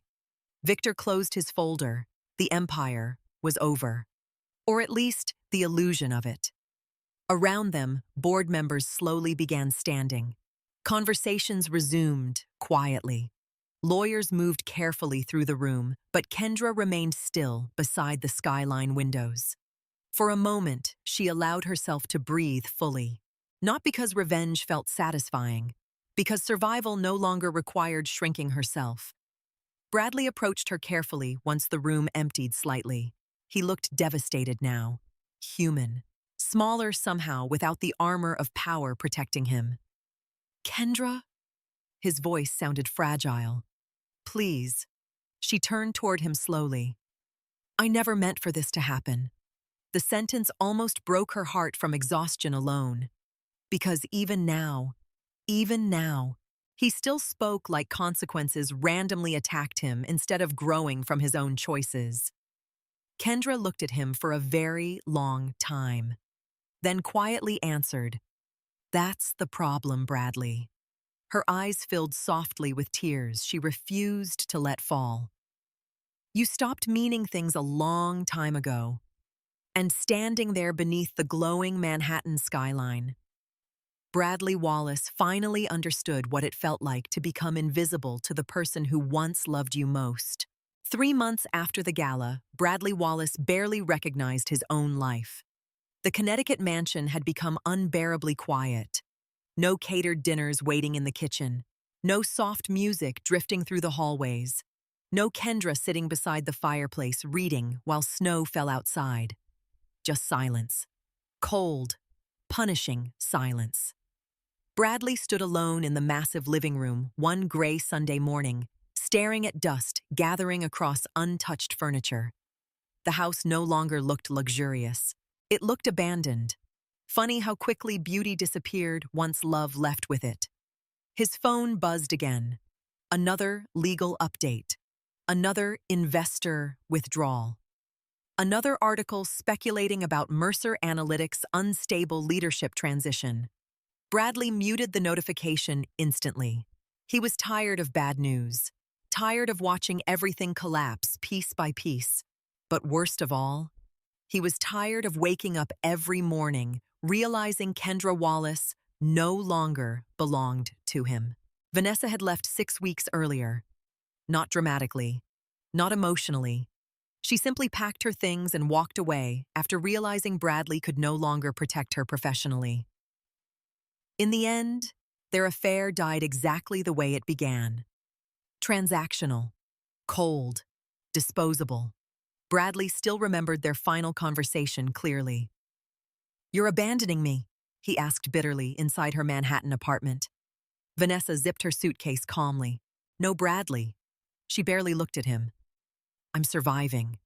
The irony nearly suffocated him, because suddenly he understood what Kendra must have felt like all those years.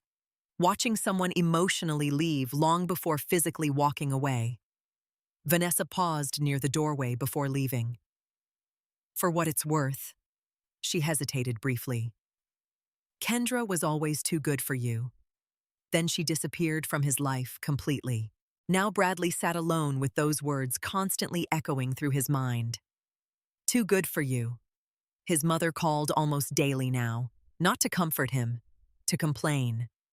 Eleanor Wallace stood in the kitchen that afternoon, criticizing everything from the media coverage to the board investigation, while Bradley stared blankly into untouched coffee. "You humiliated this family," she snapped. Bradley laughed bitterly. "Interesting. I thought you liked pretending humiliation was part of marriage." Eleanor's expression hardened instantly. "Don't speak to me that way." But Bradley barely heard her anymore.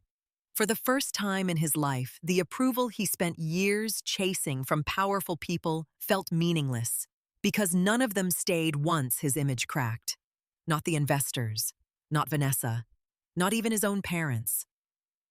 Only Kendra had stayed through his failures. And he destroyed her anyway.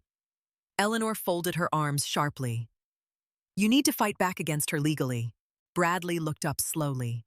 Her, not Kendra, not your wife, not the woman who sacrificed 15 years helping build your son's empire.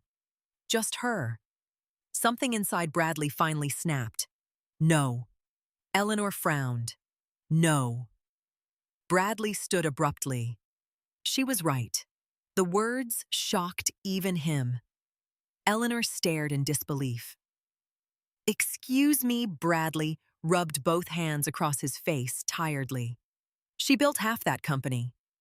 "That's ridiculous." "No." His voice broke slightly now. "What's ridiculous is how long I convinced myself she didn't." Eleanor looked genuinely uncomfortable. Good. Bradley was tired of everyone protecting his ego while his conscience slowly rotted underneath it. After Eleanor finally left the mansion became silent again, Bradley wandered upstairs into the master bedroom. Kendra's side of the closet remained almost empty now. Most of her things were gone. Only absence remained. He sat slowly on the edge of the bed and stared at the city lights outside, then finally allowed himself to admit the truth. He missed her. Not conveniently, not selfishly, completely. He missed her calm voice after difficult meetings. Missed the way she always remembered tiny details nobody else noticed. Missed the emotional safety he took for granted for 15 years. Most painfully, he missed the version of himself he used to be before success poisoned him slowly. His phone buzzed again. This time, Ethan Cole's name appeared unexpectedly. Bradley answered cautiously. What Ethan's voice remained neutral. "Kendra's keynote speech tonight starts at 7. Bradley frowned immediately. "What speech? She's speaking at the Women in Leadership Foundation gala." Silence. Then Ethan added carefully. "She almost didn't do it." Bradley swallowed hard. "Why are you telling me this?" A pause. "Because despite everything." Ethan exhaled slowly. "I think part of her still wishes you understood what you lost." The line disconnected. For nearly 10 minutes, Bradley sat motionless, then finally grabbed his coat. That evening, Manhattan glowed beneath cold winter rain while luxury cars lined the entrance of the Foundation Gala. Inside, hundreds of executives and entrepreneurs filled the ballroom. And at the center of the stage, Kendra Wallace stood radiant beneath warm golden lights. Bradley stopped breathing for a second. Not because she looked beautiful, though she did. Because she looked peaceful. That hurt worse. For years, he convinced himself Kendra needed him emotionally. Now he stood watching her thrive without him. The realization hollowed him out completely. Kendra spoke gracefully on stage about leadership resilience and rebuilding identity after emotional loss. The audience listened carefully to every word. Because unlike Bradley's old speeches, Kendra didn't speak to impress people. She spoke truthfully, and truth carried differently. After the event ended, Bradley waited near the ballroom exit while guests slowly disappeared into the rainy Manhattan night. When Kendra finally approached, she stopped calmly upon seeing him. No visible anger, no bitterness, just distance. Bradley looked exhausted, older somehow.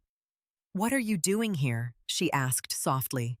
He struggled to answer immediately, because nothing prepared him for how difficult honesty felt after years of manipulation. Finally, he whispered, "I think I ruined the best thing that ever happened to me." Kendra's eyes softened sadly. Not lovingly. That distinction destroyed him quietly. Bradley swallowed hard. "I know saying sorry isn't enough." "No," she agreed, gently. "It isn't." Rain tapped softly against the ballroom windows behind them. Bradley's voice trembled slightly now. "I don't even recognize who I became." Kendra looked at him carefully for several long seconds, then finally spoke the truth he spent years avoiding. "You became someone who only valued things once they stopped belonging to you." The words shattered something inside him completely, because they were true. Bradley lowered his head. "I would do anything to fix this." Kendra smiled sadly. "That's the problem." Her eyes shimmered faintly beneath the ballroom lights. "You finally learned how to fight for me after I stopped asking you to." Silence settled heavily between them. Then Kendra stepped back slowly, and Bradley realized with unbearable clarity he had spent years believing quiet love would wait forever. He was wrong. 8 years later, Kendra Wallace no longer flinched when people spoke her name with admiration. In the beginning, success after heartbreak felt strange to her, like wearing someone else's life. Now it felt natural, earned. The skyline outside her office windows glowed gold beneath the New York sunset, while assistants moved efficiently through the headquarters of Wallace Bennett Global Strategies, the consulting firm she built from nothing after leaving Bradley. Well, not nothing. She built it from pain, from survival, from finally understanding her own worth. Kendra. Her assistant stepped into the office carefully. The mentorship luncheon starts in 20 minutes. Kendra smiled softly. I'll be there. After the assistant left, Kendra stood slowly from her desk and walked toward the windows overlooking Manhattan. 47 floors above the city. 8 years ago, she stood in another penthouse, wondering whether she would survive losing the man she loved. Now, she barely recognized that version of herself anymore. Not because she became colder, because she became whole. Photographs lined the shelves behind her office now. Young women she mentored, startup founders she funded, scholarship programs she created for women rebuilding careers after divorce or financial abuse. Kendra built an empire differently than Bradley had. Not around ego, around impact. And strangely, that made it stronger. Her phone buzzed softly. Ethan Cole, still one of her closest friends after all these years. Ready for tonight? He asked when she answered. Kendra smiled faintly. You ask me that before every event. Because you still hate public attention. I hate fake attention. Ethan laughed. Well, unfortunately for you, tonight's charity gala is full of wealthy fake people. Kendra rolled her eyes affectionately. Some things never changed. After ending the call, she glanced toward the framed magazine cover hanging near the office entrance. Kendra Wallace, the woman who redefined corporate recovery. Funny. For years, she thought survival looked like endurance. Now she understood survival sometimes meant leaving entirely. That evening, Manhattan glittered beneath soft spring rain while luxury cars lined the entrance of another charity gala. The same hotel, the same ballroom, the same golden chandeliers. Life had a strange sense of irony. Kendra entered wearing a midnight blue gown that moved elegantly against the marble floors. Conversations softened around her immediately. Not from scandal anymore, from respect. That difference mattered. 8 years ago, people whispered about her humiliation. Tonight, they spoke about her achievements. Healing really was its own kind of revenge. Victor Langford greeted her near the ballroom entrance. Kendra. He smiled warmly. You look dangerous tonight. Kendra laughed softly. I'll take that as a compliment. You should. Music drifted across the ballroom while investors and executives filled the room with polished conversations and expensive smiles. For a moment, Kendra simply stood there, observing everything calmly. And suddenly she realized something surprising. This room no longer intimidated her, because her value no longer depended on whether powerful people approved of her. That freedom changed everything. Then she saw him. Bradley Wallace stood near the far end of the ballroom, holding a whiskey glass loosely in one hand. Older now, more tired. The sharp arrogance that once defined him had softened into something quieter. Sadness, maybe.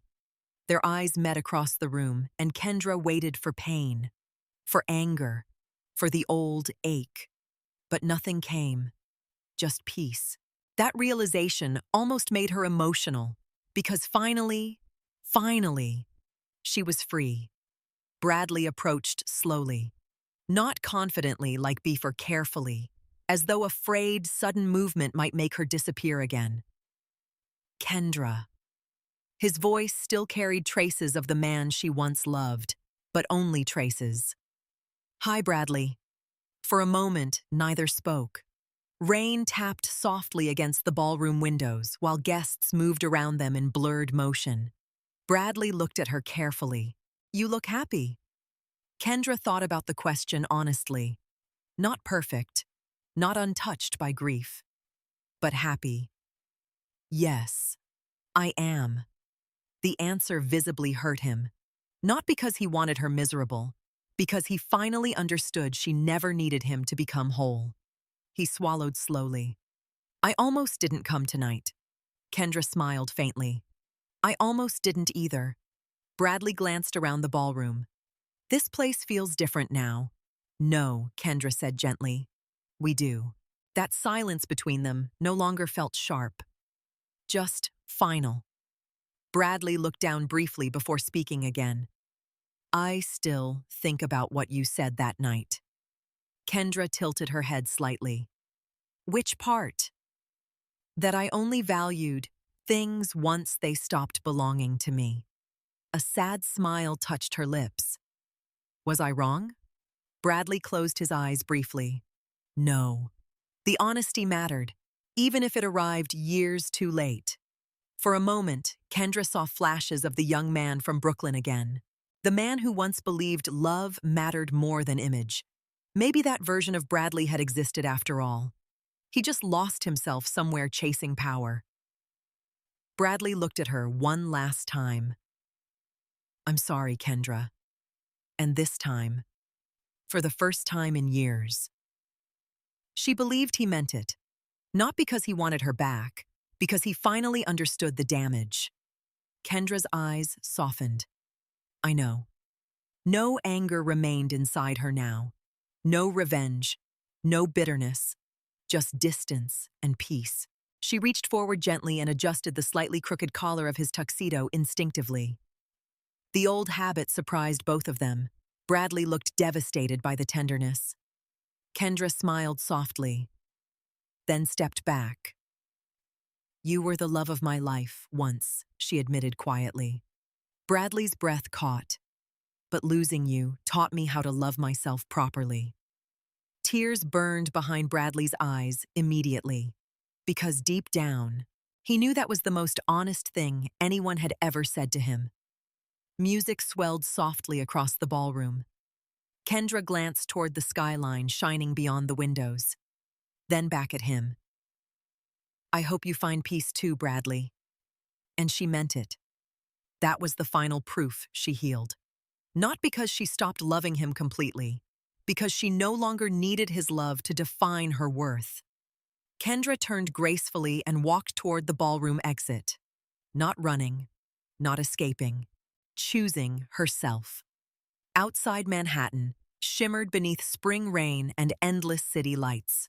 And for the first time in her life, Kendra Wallace understood something beautiful the day she stopped begging people to recognize her value.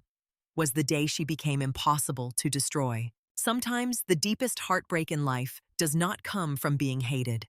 It comes from being taken for granted by someone you would have sacrificed everything for. Kendra's story reminds us that quiet people often carry the heaviest emotional burdens. They endure, they forgive, they stay loyal long after they should walk away. And because they do not scream, the world assumes they are weak. But silence is not weakness. Many strong women lose themselves slowly while trying to save relationships that no longer protect their hearts. They shrink their dreams, ignore their pain, and keep giving love to people who only notice their value once it disappears. That is why Kendra's journey matters so deeply. She did not become powerful the moment Bradley lost everything. She became powerful the moment she stopped begging to be chosen. Real healing begins when you finally understand that love should never require self-erasure. The most painful lesson Bradley learned was not losing his company, his status, or his reputation. It was realizing too late that the woman he underestimated had been the foundation beneath his entire life. And by the time he finally saw her worth clearly, she had already learned to live without his validation. Some people will only respect your silence after they hear the sound of your absence. And maybe that is the real message of this story. Never let loyalty cost you your identity. Never confuse endurance with love. And never believe being kind means you must accept disrespect. Sometimes walking away peacefully is the loudest victory of all. If this story touched you emotionally, share your thoughts in the comments. Have you ever stayed quiet while someone underestimated your worth? And if Kendra's journey inspired you, don't forget to subscribe for more emotional stories about healing, strength, betrayal, and finding yourself again after heartbreak.